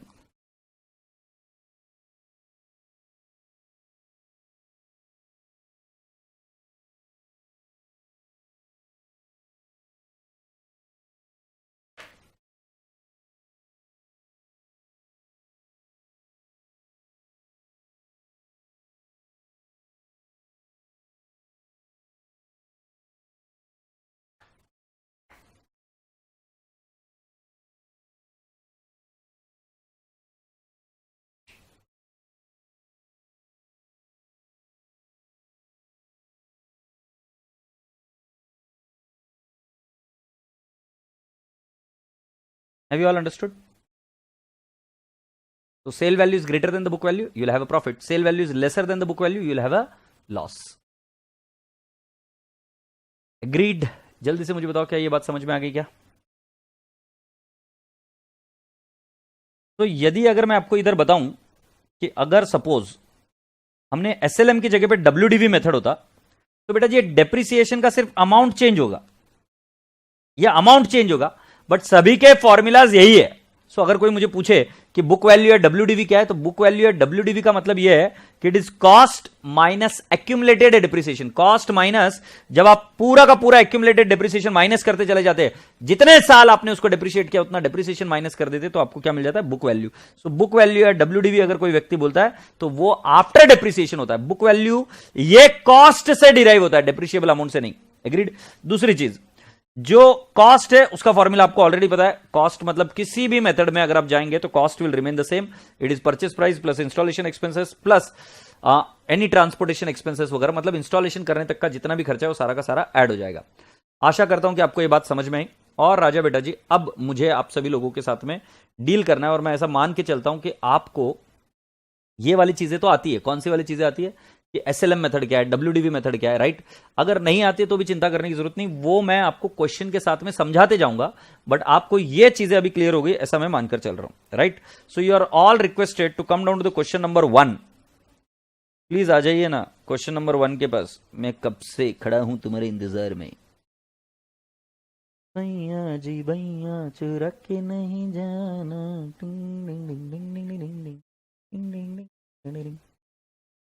Question number 2 के पास हाजिर हो. और सुनो ना, अगर नहीं समझे तो मुझे एक बार बता देना, ठीक है? क्योंकि बेटा जी मैं एज्यूम करके चल रहा हूं कि आपको आता है इतना, बट अगर ऐसा हो सकता है कि कुछ गड़बड़ हो तो मुझे बस पूछ लेना, तो मैं समझा दूंगा, ठीक है ना? सो आप मेथड नंबर 2 के पास, मेथड नहीं, क्वेश्चन नंबर 2 के पास आ जाओ. आ जाइए ना प्लीज, हम कब से इंतजार कर रहे हैं आपके. राइट?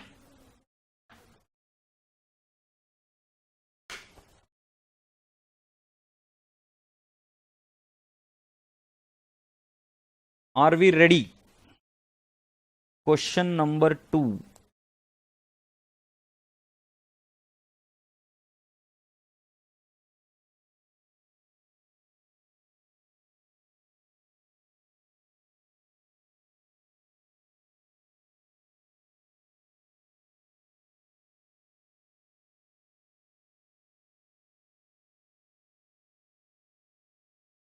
ठीक है, एकदम शांति से करेंगे, कोई जल्दबाजी नहीं है. तो सुनिए, messrs green channel purchased a second hand machine. ओ ऐसी आंखें बड़ी करो, कैसे ऐसी ऐसी आंखें बड़ी करो. सेकंड हैंड मशीन क्यों आंखें बड़ी की, बताओ मुझे, तुमको क्या समझ में आया? Why have you increase the size of your डोळे? ऑलरेडी एवढे मोठे मोठे डोळे आहेत तुझे, का why did you increase your डोळे? तो आई एम सेइंग कि second hand machine on 1st Jan 2015 for ₹1,60,000. Overhauling and erection charges amounted to 40,000. तो इस असेट की वैल्यू हो जाएगी राजा बेटा जी, it is 2 lakh rupees, 2 lakh रुपए हो जाएगा. ठीक है? So can I not say another machine, ये फर्स्ट मशीन हो गई, और another machine was purchased for ₹80,000 on 1st July 2015. ओ बाबूडा, ये दूसरा मशीन हो गया, सेकेंड मशीन.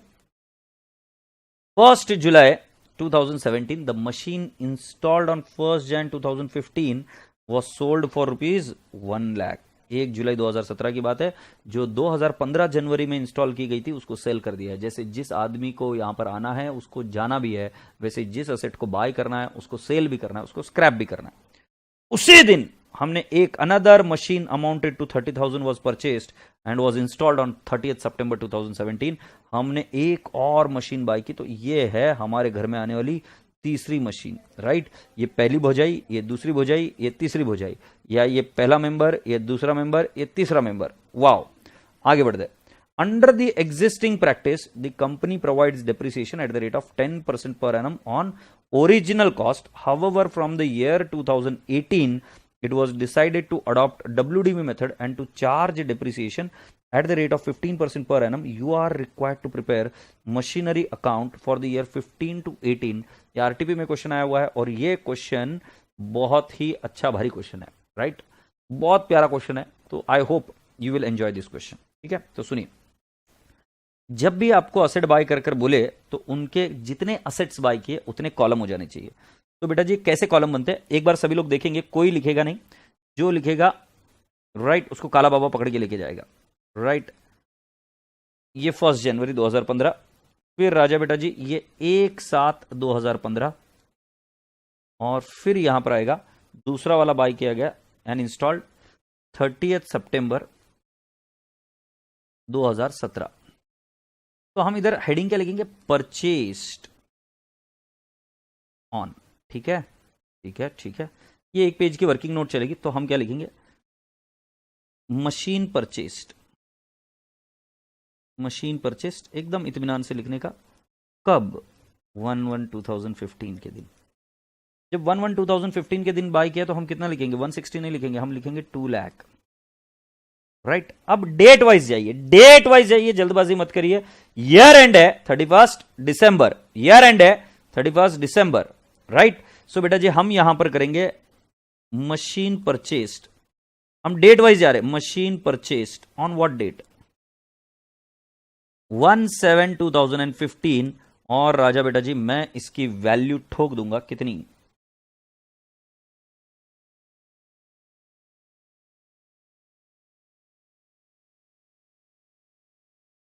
80,000।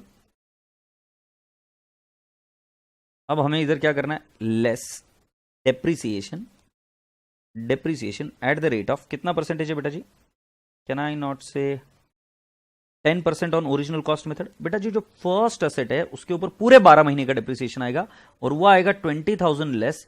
बट जो दूसरी वाली असेट है बेटा जी उसके ऊपर पूरे 12 महीने का नहीं आएगा, सिर्फ 6 महीने का आएगा, और 6 महीने का डिप्रिसिएशन कितना आ जाएगा बेटा जी, 4,000, क्योंकि बेटा जी 10% के हिसाब से 8,000 होता है। सो बेटा जी हमें 6 महीने का करना है तो सिर्फ 4,000 लेस होगा, और जब आप इसको माइनस कर देंगे तो ये आ जाएगा 1,80,000, और ये आ जाएगा 76,000, और ये यहां कुछ नहीं आएगा। काहे नहीं आएगा सर, अभी जन्मा ही नहीं है असेट, अभी तक तो बाई नहीं किया है, तो ये आ गया। So can I not say this is called as WDV as on 31 December 15। Agreed. अब गाड़ी हम चलाते रहेंगे, कोई बड़ी बात नहीं है। राइट, आप यहां तक लिख कर आ जाइए, फिर हम आगे बढ़ेंगे।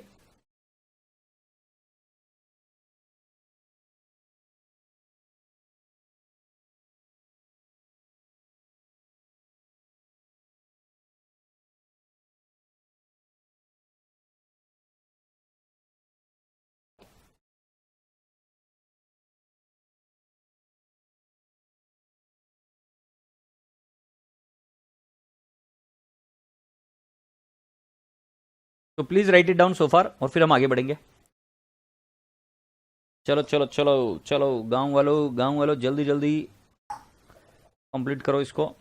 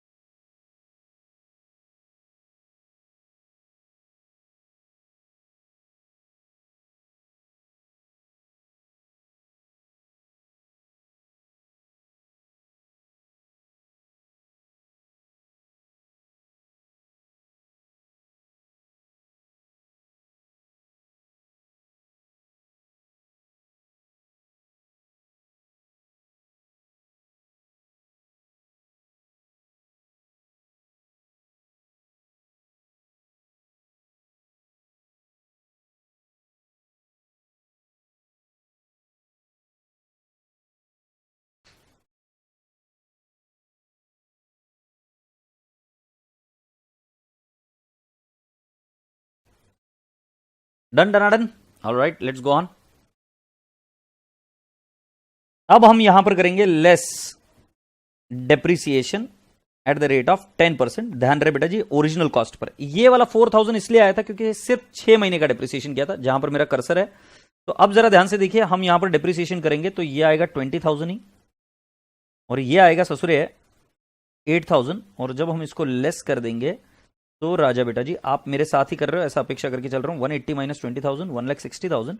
एकदम इत्मीनान से लिखने का। ये आया WDV एज ऑन 31 दिसंबर 16।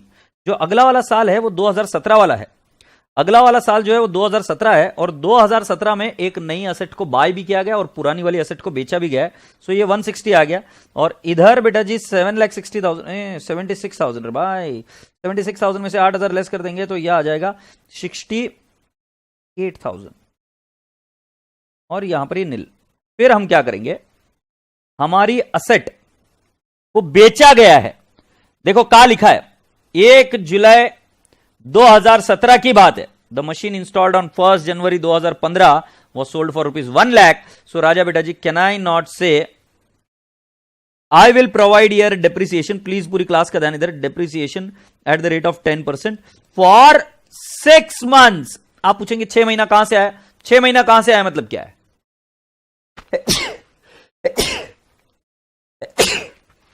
बहुत ही आसान है। 6 महीना कहां से आए तुम पूछेंगे ना, तो मैं बोलूंगा बहुत ही आसान है भाई जी। आपका दिसंबर 2016 से लेकर 1 जुलाई 2017 तक कितना महीना हो जाता है? जनवरी, फरवरी, मार्च, अप्रैल, मई, जून, 6 महीना हुआ ना। तो 6 महीने का डेप्रिसिएशन बेटा जी एसएलएम से करेंगे तो 10,000 आएगा। राइट, ये पहले लेस करेंगे। इधर 6 महीने का अभी नहीं करना है क्योंकि बेटा जी एसेट कोनो सिर्फ एक ही बिका है, ये 10,000 लेस हो जाएगा। फिर बेटा जी हम यहां पर करेंगे less sale value. Sale value 1 lakh. मैं पूछूं आपसे कि प्रॉफिट हुआ कि लॉस हुआ? आप बताइए ना। 160 में से 10,000 माइनस हो गया और 1 लाख भी माइनस हो गया। सो आपको क्या लगता है, ये प्रॉफिट आया कि लॉस हुआ है? ये आया loss on sale. Loss on sale कितना आ जाएगा राजा बाबू? 160 minus 10 minus 1 lakh. ये तो पूरा का पूरा ससरा 50,000 रुपए का नुकसान हो गया। और फिर हम क्या करेंगे, acquired, right, machine purchased. Machine purchased कौन सी तारीख को? कौन सी तारीख? 30 सितंबर 17। 30 सितंबर 17 मेरे पिया। तो 30 सितंबर 17 को हमने कितने की एसेट बाय कर ली? कैन आई नॉट से 30,000 का बाय कर लिए है।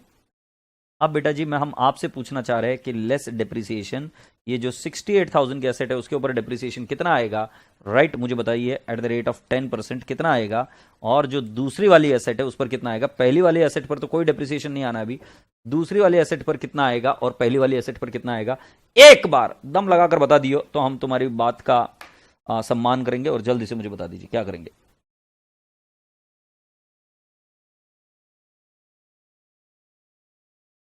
जैया जी भैया छुड़ा के नहीं जाना हो, आना जी आना।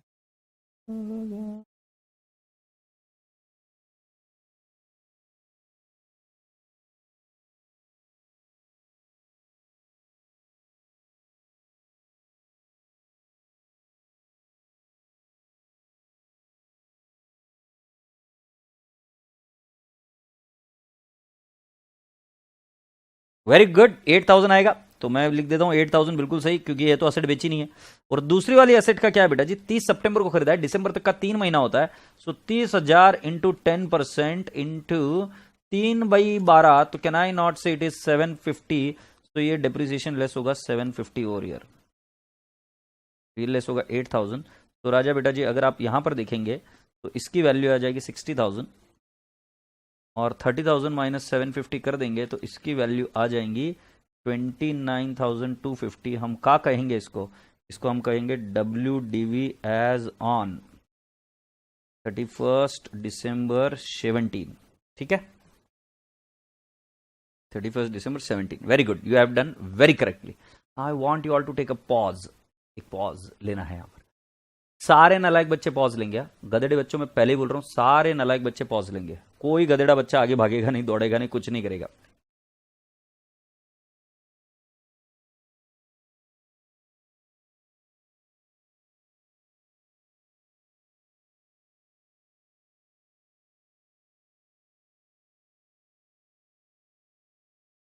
यहां तक आने के बाद में पॉज करोगे और फिर हम आगे बात करेंगे।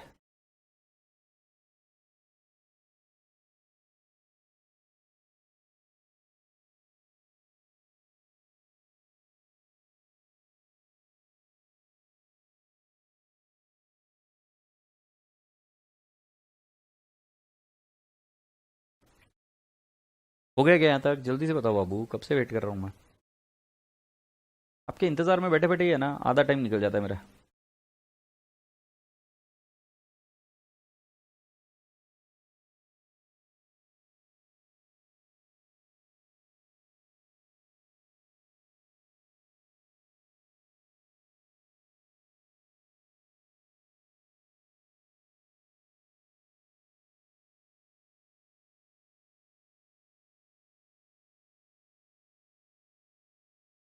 ओके, तुमने पॉज कर दिया, वेरी गुड। सो सुनो अभी मेरी बात बेटा जी, इसके बाद में क्या हुआ है, प्लीज पूरी क्लास का ध्यान है। इसके बाद में क्या हुआ है? चेंज इन मेथड,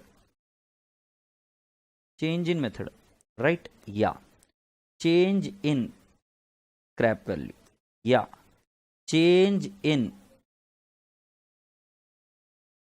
WDV या बुक वैल्यू। बेटा अब ये क्यों हो सकती है, इसके ऊपर अभी हम चर्चा नहीं करेंगे। मैं सिर्फ आपको बता रहा हूं, कुछ भी हो जाए, किसी भी प्रकार का चेंज, मेथड चेंज हो गया, आपकी स्क्रैप वैल्यू चेंज हो गया, या फिर आपका मान लो क्या हो गया, WDV चेंज हो गया, तो बेटा जी उस केस में आप क्या करोगे? तो फॉर एग्जाम्पल इधर के आगे क्या हुआ कि इधर इन्होंने बोला कि चेंज इन मेथड हो गया उदाहरण के तौर पर, और उसका रेट दिया है ससुरे हमको, कितना रेट दिया है बाबू? 15% वाला रेट दिया है कि नहीं दिया है? 15% का रेट दिया है सर जी, 15% का। तो क्या करेंगे मालूम है क्या आप? अभी तक आप इसके ऊपर डेप्रिसिएशन लगा रहे थे ना 80,000, अब भूल जाइए 80,000। SLM में जो ओरिजिनल वैल्यू है उसके ऊपर डेप्रिसिएशन होता है, WDV मेथड में, RBM मेथड में, राइट, रिड्यूसिंग बैलेंस मेथड में, ये जो 60,000 है इसके ऊपर 15% बना दीजिए, राइट। 60,000 पर 15% अगर अपन बना देंगे तो 60,000 इंटू 15% कितना आ जाएगा बेटा जी? 9,000 ये आ जाएगी आपकी डेप्रिसिएशन। और इस केस पर भी आप कितना लगा देंगे? 15% लगा देंगे। 29,250 इंटू 15%, तो बेटा जी कितना आ जाएगा ये?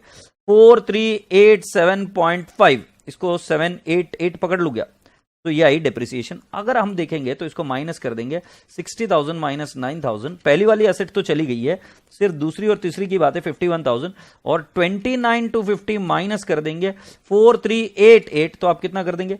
24,862। एग्रीड। अब अगली बार जब डेप्रिसिएशन कैलकुलेट करना है WDV में, सो बेटा जी मैं क्या करूंगा, आप डेप्रिसिएशन प्रोवाइड करेंगे इस अमाउंट पर। WDV में क्या है कि जो वैल्यू रिड्यूस होकर आती जाती है उसका परसेंटेज आप अप्लाई करते रहते हो, ओरिजिनल कॉस्ट पर परसेंटेज अप्लाई नहीं करते हो आप, you start applying the percentage on the WDV। I repeat, you start charging the depreciation on the WDV, and that's what we have done so far. जब यहां तक बात आपको आ गई है तो मैं आपसे अगला निवेदन करूंगा, जरा ध्यान से सुनना।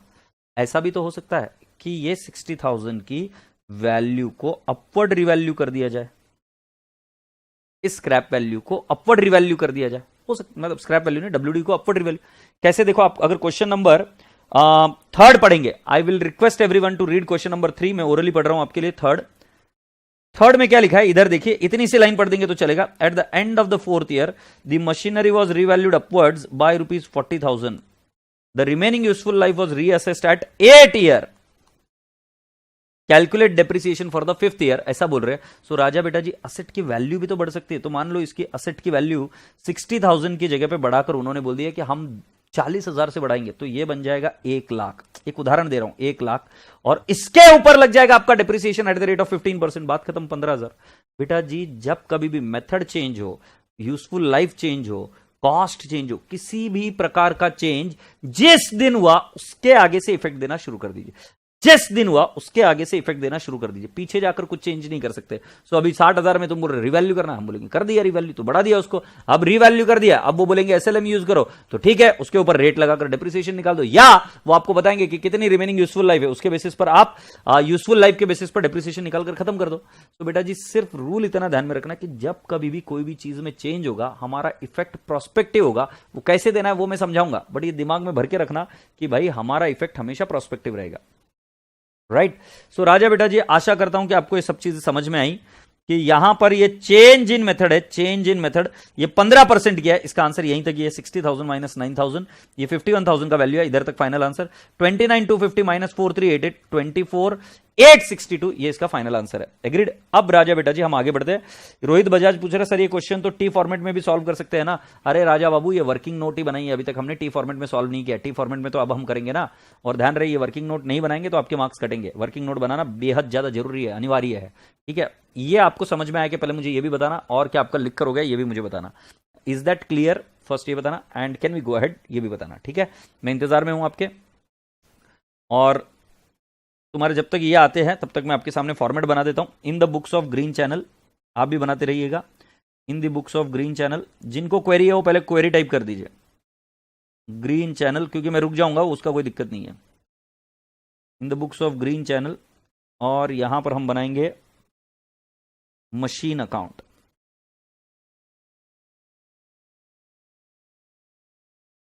मशीन अकाउंट, और इस मशीन अकाउंट में हम बनाएंगे ऐसे कॉलमवा।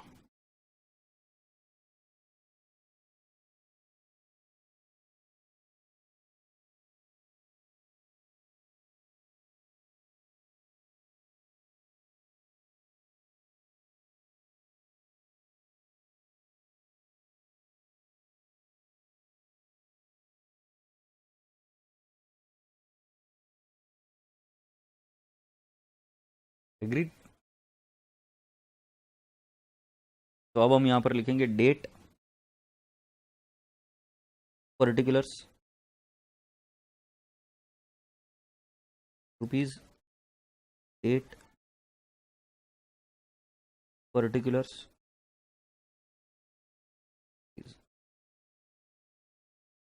आप सभी लोगों से रिक्वेस्ट है कि इतना यहां तक आ जाइए, ये हो जाए तो मुझे बता देना, देन विल गो अहेड।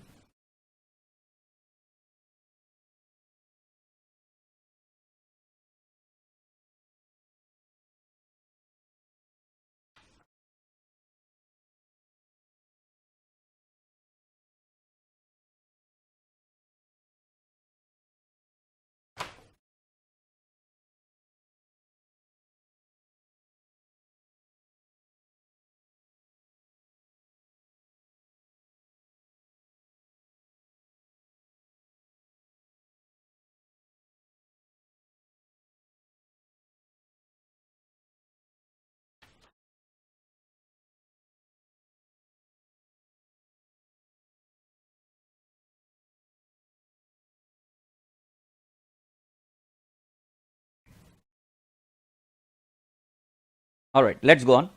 तो बेटा जी अब ऊपर की आपको हेल्प लेने की इस टेबल की, अब जब जब बाई किया आपके पास डेट डेट सब कुछ है, उसके बेसिस पर चलते जाना है। तो ये देखो, अब हम यहां पर लिखेंगे 1115 to cash oblique bank account. अब इतना तो बेटा तुम ट्रेन हो ही जाने चाहिए कि भाई जी जब भी असेट परचेस करेंगे तो वो डेबिट साइड में आएगा। तो to cash oblique bank account तुरंत हमको लिखना पड़ेगा, और ये अमाउंट आएगी 2 लाख, राइट। उसी के बाद में अगर हम देखेंगे सीक्वेंस में, तो हमारा नेक्स्ट सीक्वेंस, ऊपर वर्किंग नोट देखते रहिए, 1/7/2015 को हमने और एक एसेट बाई की to cash oblique bank account. Agreed. इधर अगर आप ब्रेकअप देंगे तो और अच्छा रहेगा, एग्जामिनर खुश होगा, प्रसन्न होगा। 1,60,000 प्लस 40,000 इंस्टॉलेशन के ऐड किए, और इधर कैश ऑब्लिक बैंक अकाउंट जो असेट बाई की गई है वो बाई की गई 80,000 में। और राजा बेटा जी इधर जब हम आ जाएंगे 31 दिसंबर 15 के दिन, हम बोलेंगे कि हमने डेप्रिसिएशन चार्ज करना है by depreciation account, by depreciation account. तो कैन आई नॉट से, इसका डेप्रिसिएशन आया था in the bracket 20,000 plus 4,000, so it will turn out to, can I not say 24,000, और हमारा WDV आएगा 31 दिसंबर 15 के दिन by balance carried down 2,80,000 minus 24,000, 2,80,000 minus 24,000, so it will turn out to 2,56,000। ये tally easy था एकदम, एग्रीड। और इसी को कैरी फॉरवर्ड करेंगे 1,116 to balance brought down, I'll write down 2,56,000, and here I'll write down 31st December 16 by depreciation,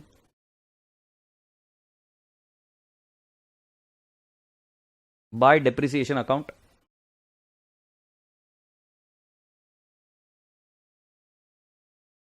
I will write down here 28,000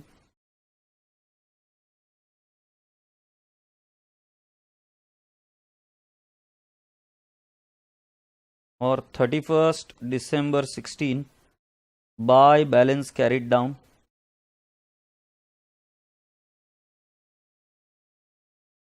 पेनुआ को क्या हो गया भाई। अभी 28,000 कैसे आया तो मैं आपको बता देता हूं बेटा जी। आपने दो चीजें इसके अंदर ली। You have taken two things, one is 20,000 plus 8,000, तो बेटा जी 2,56,000 माइनस 28,000 यदि आप करते हैं तो आपका वैल्यू आता है 2,28,000। अप्रिशिएट दिस, और इसी के साथ ये टैली हो जाता है। Then when I proceed ahead, I will write down here 1,117, 2 balance brought down 2,28,000। अब बेटा जी पहले एक असेट को जिसको सेल किया वो लिखेंगे, ये आएगा 1 जुलाई को 1,717 बाय डेप्रिसिएशन। आप ऊपर देख लीजिए इसका डेप्रिसिएशन कितना चार्ज किया था मैंने, राइट। फर्स्ट कॉलम में अगर आप जाकर देखेंगे तो इसका डेप्रिसिएशन चार्ज किया था, जो फर्स्ट एसेट है उसका डेप्रिसिएशन हमने चार्ज किया था 10,000। फिर बेटा जी 1,717, मतलब जब भी सेल करेंगे तो पहले डेप्रिसिएशन प्रोवाइड करना है, वो डेप्रिसिएशन किया। By cash oblique bank account, ये सेल वैल्यू लिखी मैंने, by cash oblique bank account. अगर आपको याद होगा तो हमने इसको बेचा था राजा बेटा जी, कितने में बेचा, ससुरे 1 लाख में। और बेटा जी इस केस में आया था लॉस, तो 1,717 को ही हम लिखेंगे बाय लॉस ऑन सेल। और यदि मैं बात करूं लॉस ऑन सेल, तो लॉस ऑन सेल था 50,000। एक एक असेट को हम निपटाते जा रहे हैं। लॉस ऑन सेल 50,000 हमने क्रेडिट कर दिया। Appreciate this. आप, मैं कुछ भी नया नहीं कर रहा हूं। आप बोल रहे हो धराधर क्यों कर रहे हो? अरे बाबा मैं सिर्फ वो वर्किंग नोट को देख रहा हूं, वहां से कर रहा हूं और फिर डेट बाय डेट जा रहा हूं। फिर इधर मुझे यह बताया गया कि 30 सितंबर को एक और चीज को बाय किया गया, तो हम इधर लिखेंगे to cash oblique bank account. और ये वाली अमाउंट में लिख दूंगा कितनी है राजा बेटा जी, 30,000। ठीक है, तो अब हमको देना पड़ेगा डेप्रिसिएशन 31 दिसंबर 17। I will have to write down by depreciation. अब बेटा जी दो असेट थी आपकी, एक पर 8,000 का डेप्रिसिएशन था और एक पर 750 का था। जाकर देखिए वहां पर 8,000 प्लस 750, तो मैं इधर लिख दूंगा 8,750। और उसके बाद में यदि हम निकालेंगे तो हम लिखेंगे by balance carried down, by balance carried down. So can I not से 2,28,000 plus 30,000 minus 10,000 minus 1 lakh minus 50,000 minus 8,750, so it will turn out to 89,250, and with this it tallies 89,250. With this it tallies.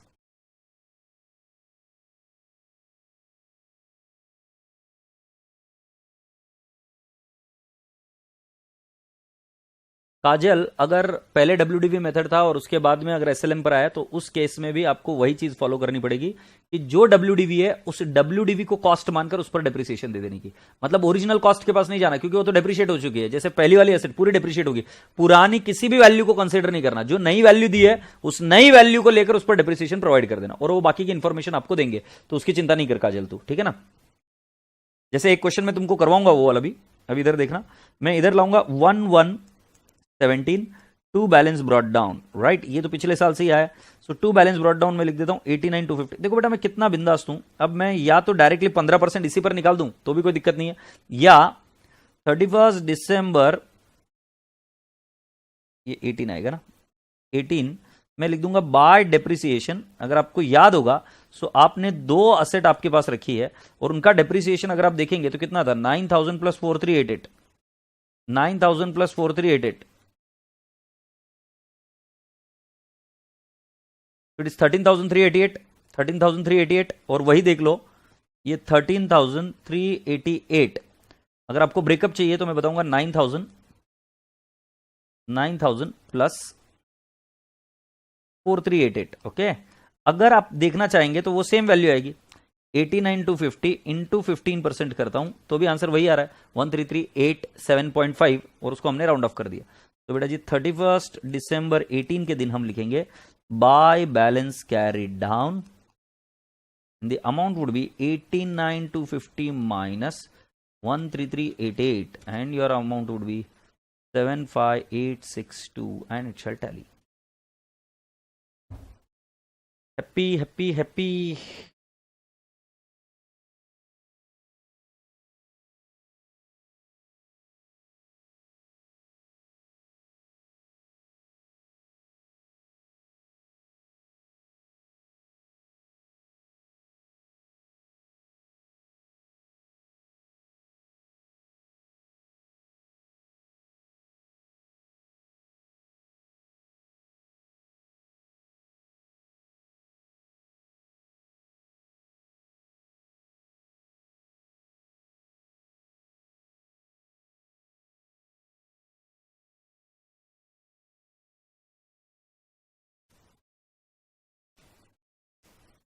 Have you all done so far?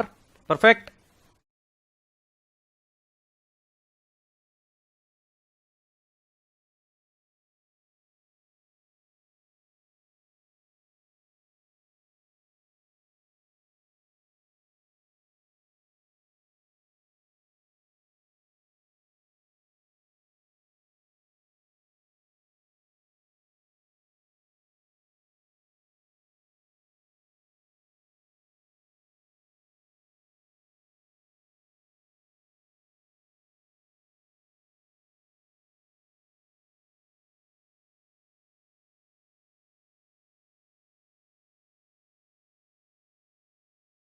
Done.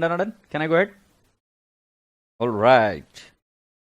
तो राजा बेटा जी ये सब तो हुई गवा किसका, आपका मशीन अकाउंट का, ये आपको समझ में आया। अब मैं आपको एक बार इसका आंसर दिखा देता हूं और फिर आप आगे जा सकते हो आपके लेवल पर।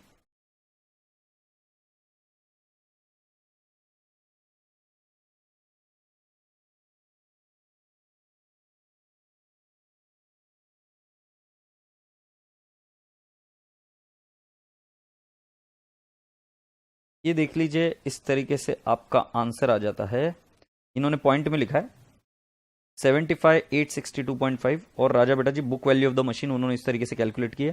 मैं आप सभी लोगों से दरख्वास्त करूंगा कि वर्किंग नोट कंपलसरी है, वर्किंग नोट कंपलसरी है। सर एग्जाम हमारी भी पोस्टपोन्ड होगी, अभी का जो देखकर जो लग रहा है वातावरण उसके हिसाब से तो होनी चाहिए। बट आपको और एक चीज बता दूं, आपके एग्जाम को समय भी है अभी काफी, तो समय है, तो उस समय तक अगर सिचुएशन नॉर्मल हो जाती है तो ऐसा भी हो सकता है कि शायद वो आपके एग्जाम पोस्टपोन ना करे। तो इसके बारे में मेरे कोई भी टिप्पणी करना उचित नहीं है बेटा, क्योंकि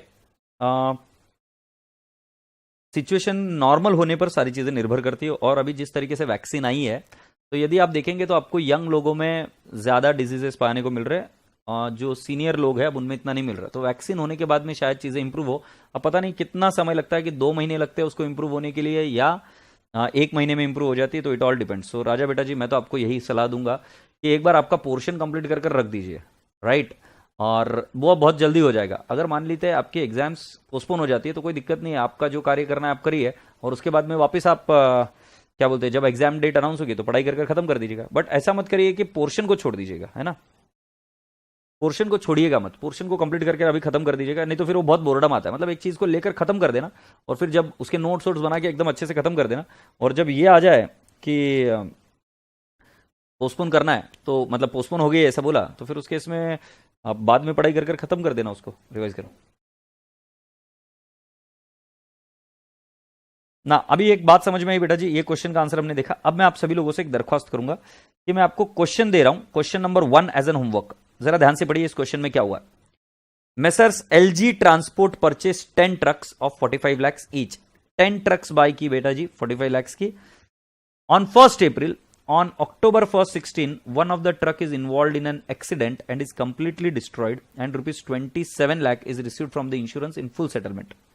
राइट, ये कब की बात है बेटा जी, 1 अप्रैल को आपने बाय किया और 1 अप्रैल के बाद में 1 अक्टूबर 2016 को वो क्या हुआ राजा बेटा जी कि एक ट्रक डिस्ट्रॉय हो गया। 27 लाख रुपए आपको इंश्योरेंस से मिले। On same date another truck is purchased by the company for the sum of ₹50 lakh. The company writes off 20% on original cost per annum. The company observes calendar year as its financial year. You are required to prepare a motor truck account for the 2 year ending 31st December 17 for 2 year ending 31st December 17। इसका मतलब है बेटा जी आपको 2016 और 2017 के account बनाने। राजा बेटा जी 2016 और 17। मैं आपसे पूछता हूं बेटा जी हादसा कब हुआ? 1 अक्टूबर 2016 में हुआ। तो राजा बेटा जी कैन आई नॉट से, ये जरा ध्यान से सुनना, ओरली बता रहा हूं, 45 लाख के एक ट्रक बाई की, मैं एक ट्रक के बारे में बता रहा हूं, अगर आपको फिगर्स बाकी के भी निकालना है तो जस्ट मल्टीप्लाई बाय 10 और आपका आंसर आ जाएगा। तो मैं कह रहा हूं 1/4/14 को आपने एक ट्रक बाई की 45 लाख की, ओके 45, एक ट्रक का कर दिखा रहा हूं। तो फिर उसके ऊपर डिप्रिसिएशन आएगा बेटा जी, ये आएगा एट द रेट ऑफ कितने महीने का आ जाएगा बेटा जी? 9 मंथ्स। और फिर ये माइनस करने के बाद में आपकी WDV आएगी। सर 9 मंथ्स क्यों? क्योंकि ईयर एंडिंग है 31 दिसंबर। सो कैन आई नॉट से बेटा जी 45 लाख इनटू कितना परसेंटेज है राजा बेटा जी? आई से 20% डिवाइड बाय 12 इंटू 9 यदि मैं करता हूं तो हमारा आंसर आएगा 6,75,000। माइनस करेंगे 45 लाख तो ये आएगा 38,25,000। डेप्रिसिएशन फिर यहां पर करेंगे eight the rate of 12 months. तो बेटा जी मैं करूंगा 45 लाख इंटू 20%, राइट। ये तारीख कौन सी है बेटा जी? ये 31 दिसंबर 15 की तारीख आई, ओके। और अब इधर मैं डिप्रिसिएशन माइनस करूंगा 9 लाख। अभी 9 लाख कैसे है बेटा जी? स्ट्रेट लाइन मेथड है, तो 45 लाख का मैंने लिया 20%, एग्रीड, 12 मंथ्स के लिए। सो राजा बेटा जी ये आ जाएगा 38,25,000 माइनस 9 लाख, तो ये अमाउंट आ जाएगी 29,25,000, एग्रीड। ये कौन सी तारीख की वैल्यू है बेटा जी? 1116। अब हमें 1116 के आगे 2 सालों का तो अकाउंट बनाना है। सो राजा बेटा जी जो आपका ओपनिंग बैलेंस होगा वो 29,25,000 इंटू 29,25,000 इंटू 10 आएगा क्या? क्योंकि 10 ट्रक है, 10 ट्रक है तो इंटू 10 आएगा ना भाई। सो ये आपका आया ओपनिंग बैलेंस। तो if you would like to check, ये 29,25,000 इंटू 10 ये आ गया क्या आपका? यस सर, ये समझ में आया। अब मैं आपको पूछता हूं, आपके एक असेट को हमने क्या कर दिया? तड़ीपार। तड़ीपार क्यों? क्योंकि उस असेट को हमने कर दिया डिस्ट्रॉय, एक्सीडेंट हो गई, डिस्ट्रॉय हो गई नालायक। कौन सी तारीख को? 1 अक्टूबर। डिस्ट्रॉय होने के पहले वो 10 महीने के लिए यूज हुई। तो बेटा जी कैन आई नॉट से depreciation eight the rate of 20% for how many months? Can I not से 9 मंथ्स, 10 महीने नहीं, 9 महीने के लिए वो पहले हमने यूज की। सो राजा बेटा जी ये 6,75,000 आएगा। अरे क्या करते हो यार? 6,75,000 इसका डिप्रिसिएशन आएगा। 29,25,000 minus 6,75,000। Boys and girls it will appear to be 22,50,000। बोलो हाँ या ना? तारा 22,50,000 ये हमारी WDV आ गई ऑन 110/16 के दिन। ये मेरी WDV आ गई। मैं आपसे पूछता हूं सरकार, मैं आपसे पूछता हूं, the nation wants to know ये असेट कितने में सेल की गई? 27 लाख में ये असेट को सेल किया गया। सो राजा बेटा जी प्रॉफिट हुआ कि लॉस हुआ? इस केस में प्रॉफिट हुआ, क्योंकि 22,50,000 की असेट 27 लाख में आपने बेच दी। सो कितना आया? 4,50,000 का आपके पास हो गया प्रॉफिट।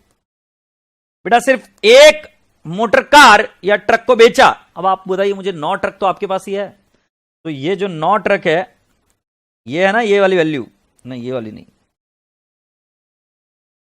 ये वाली जो वैल्यू है, राइट, इसकी जैसी कितनी 10 ट्रकें थी, उसमें से एक बेची, बट बाकी की तो अपने पास ही है ना, एज इट इज ही। तो पहले मैं आपको बता दूं कि 4,50,000 डिप्रिसिएशन बराबर है 4,50,000 प्रॉफिट है कि नहीं है? तो ये रहा प्रॉफिट, ये रहा प्रॉफिट, राइट। और जो असेट सेल की उसके ऊपर का डिप्रिसिएशन और बैंक अकाउंट 27 लाख। चेक कर लो, मैंने भी तो ऐसे ही किया है। अरे भाई साहब बिल्कुल सही किया आपने। अब मुझे बताइए, ये 10 में से एक असेट बिक गई, खराब हो गई। सो बेटा जी 9 असेट बची है, 9 असेट कर 9 लाख रुपए का डिप्रिसिएशन आएगा कि नहीं 9 असेट पर? तो 9 लाख मल्टीप्लाइड बाय 9, 81 लाख तो डिप्रिसिएशन इसका आ गया। और हमने एक और असेट बाय की है। यदि आपको मालूम है on the same date another truck was purchased. On the same date मतलब कब? जब सेल किया था तब, मतलब 110/16 को और एक ट्रक बाय की थी हमने 50 लाख की। और 50 लाख की ट्रक पर हमें कितने महीने का डिप्रिसिएशन करना पड़ेगा? 3 महीने का। अब 3 महीने का डिप्रिसिएशन करना पड़ेगा। सो बेटा जी 50 लाख इंटू 20% इंटू 3/12, तो यह आंसर आएगा 2,50,000 यदि इन दोनों की टोटल ले लेंगे तो टोटल डिप्रिसिएशन कितना आ गया बेटा जी?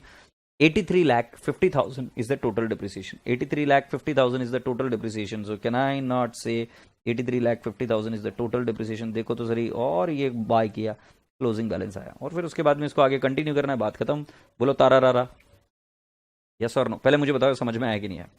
बेटा इसमें एकदम बारीकता से ध्यान रखना पड़ता है कि ओपनिंग बैलेंस कैसे आया। तो बेटा जी मैंने 2 साल का वर्किंग कर आपको बता दिया, और 2 साल का वर्किंग कर मैंने बताया एक ट्रक की इतनी वैल्यू, 10 से मल्टीप्लाई किया तो टोटल की वैल्यू मिल गई। फिर हमने क्या किया, जो असेट को बेचा है या उसका डिस्ट्रॉय हो गया, उसको क्या किया बेटा जी? डेप्रिसिएशन प्रोवाइड किया जब तक कि वो डिस्ट्रॉय नहीं होगी। फिर हमने क्या किया, उसको सेल किया, मतलब जो क्लेम आया वो किया, और उसके बाद में हमने क्या किया राजा बेटा जी? उसका प्रॉफिट और लॉस निकाल कर प्रॉफिट दिखा दिया। फिर जो एक और ट्रक बाय की वो 50 लाख की बाय की, और 50 लाख की ट्रक बाय कर उसके ऊपर डेप्रिसिएशन निकाला 3 महीने का, और बची हुई 9 असेट के ऊपर डेप्रिसिएशन निकाला पूरे 12 महीने का, और तारा रारा 83,50,000। और उसके आगे तो फिर कंटिन्यू हुआ, कोई बड़ी बात ही नहीं है। Yes sir no. सो क्या मैं आप सभी बच्चों को क्वेश्चन नंबर 1 होमवर्क दे सकता हूं क्या? और मुझे सॉल्व किया चाहिए, मैंने अभी सिर्फ एक्सप्लेन किया है, राइट? तो क्या मैं आपको क्वेश्चन नंबर 1 होमवर्क दे सकता हूं क्या? एग्रीड। क्वेश्चन नंबर 5 आपका ऑलरेडी हो चुका है, उसके लिए क्षमा प्रार्थी हूं, बट मेरी गलती नहीं है पूरी तरीके से। बेटा जी ये इंस्टीट्यूट रिपीट करते क्वेश्चन मैं क्या करूं? हैं इंस्टीट्यूट रिपीट करते क्वेश्चन मैं क्या करूं? क्वेश्चन नंबर 10 भी मैं आपको होमवर्क दे रहा हूं, क्वेश्चन नंबर 10 भी मैं आपको होमवर्क दे रहा हूं। सो मैं कौन से होमवर्क दे रहा हूं? क्वेश्चन नंबर 1 होमवर्क है, क्वेश्चन नंबर 10 होमवर्क है, और क्वेश्चन नंबर 5 आप चाहो तो करिए, नहीं तो जय हिंद जय महाराष्ट्र। मैं वापस बता दूं, क्वेश्चन 1 और 10 में दोबारा सॉल्व करूंगा, बट मैं चाहता हूं कि आप एक बार प्रयास करिएगा, ठीक है? ये मुझे आपसे सॉल्व चाहिए, मतलब चाहिए, मैं आपके ही किसी के आंसर देखूंगा, और मैं चाहता हूं कि तुम थोड़ा सा समय अपना डालो क्वेश्चन नंबर 3 पर, ट्राई, राइट? जो मैंने लॉजिक सिखाया उसी लॉजिक के बेसिस पर होगा। क्वेश्चन नंबर 3 लॉजिक पर ट्राई करना, सॉल्व करना, रफ में करो तो भी कोई दिक्कत नहीं है, एतराज नहीं, राइट? नहीं अभी नहीं बताऊंगा यार, क्वेश्चन नंबर 3 आपको ट्राई करना है। और बेटा जी अब इसके आगे मुझे नहीं खींचना है, क्योंकि फिर डेप्रिसिएशन टॉपिक आगे बढ़ जाएगा, मजा नहीं आएगा। एक काम करते हैं ना, थोड़ा सा और तुम्हें काम दे देता हूं घर पर। क्वेश्चन 3 और क्वेश्चन नंबर 4 ट्राई। अरे पैसा क्वेश्चन 3 और 4 इज सेम, क्वेश्चन 3 और 4 इज सेम, क्वेश्चन 3 और 4 सेम है। तो बेटा जी आप एक ही ट्राई कर लिए बस, ठीक है ना? ओके। अरे फोटो सेंड करो ना इसका, किसका? आप कल भी आओगे? अरे यस नागोबा, मैं कल भी आऊंगा, ठीक है? सो आपको ये करने का है, और कल आने के बाद में मुझे एक बार याद दिलाना, कल जर्नल एंट्रीज रिवाइज कराते कराते आपके टेक्स्ट बुक में लिखा दूंगा, पेज नंबर 2.6 पर कल जर्नल एंट्रीज लिखा दूंगा, और फिर हम करेंगे, ठीक है? मुझे बताइए कल सुबह आप फ्री हो गया? क्योंकि कल मेरी सुबह क्लास नहीं है, राइट? तो पहले एक बार तो बाय बाय कर दीजिए बाकी के बच्चे, right? So bye bye, God bless you और टेक केयर, खुदा हाफिज, बाय बाय।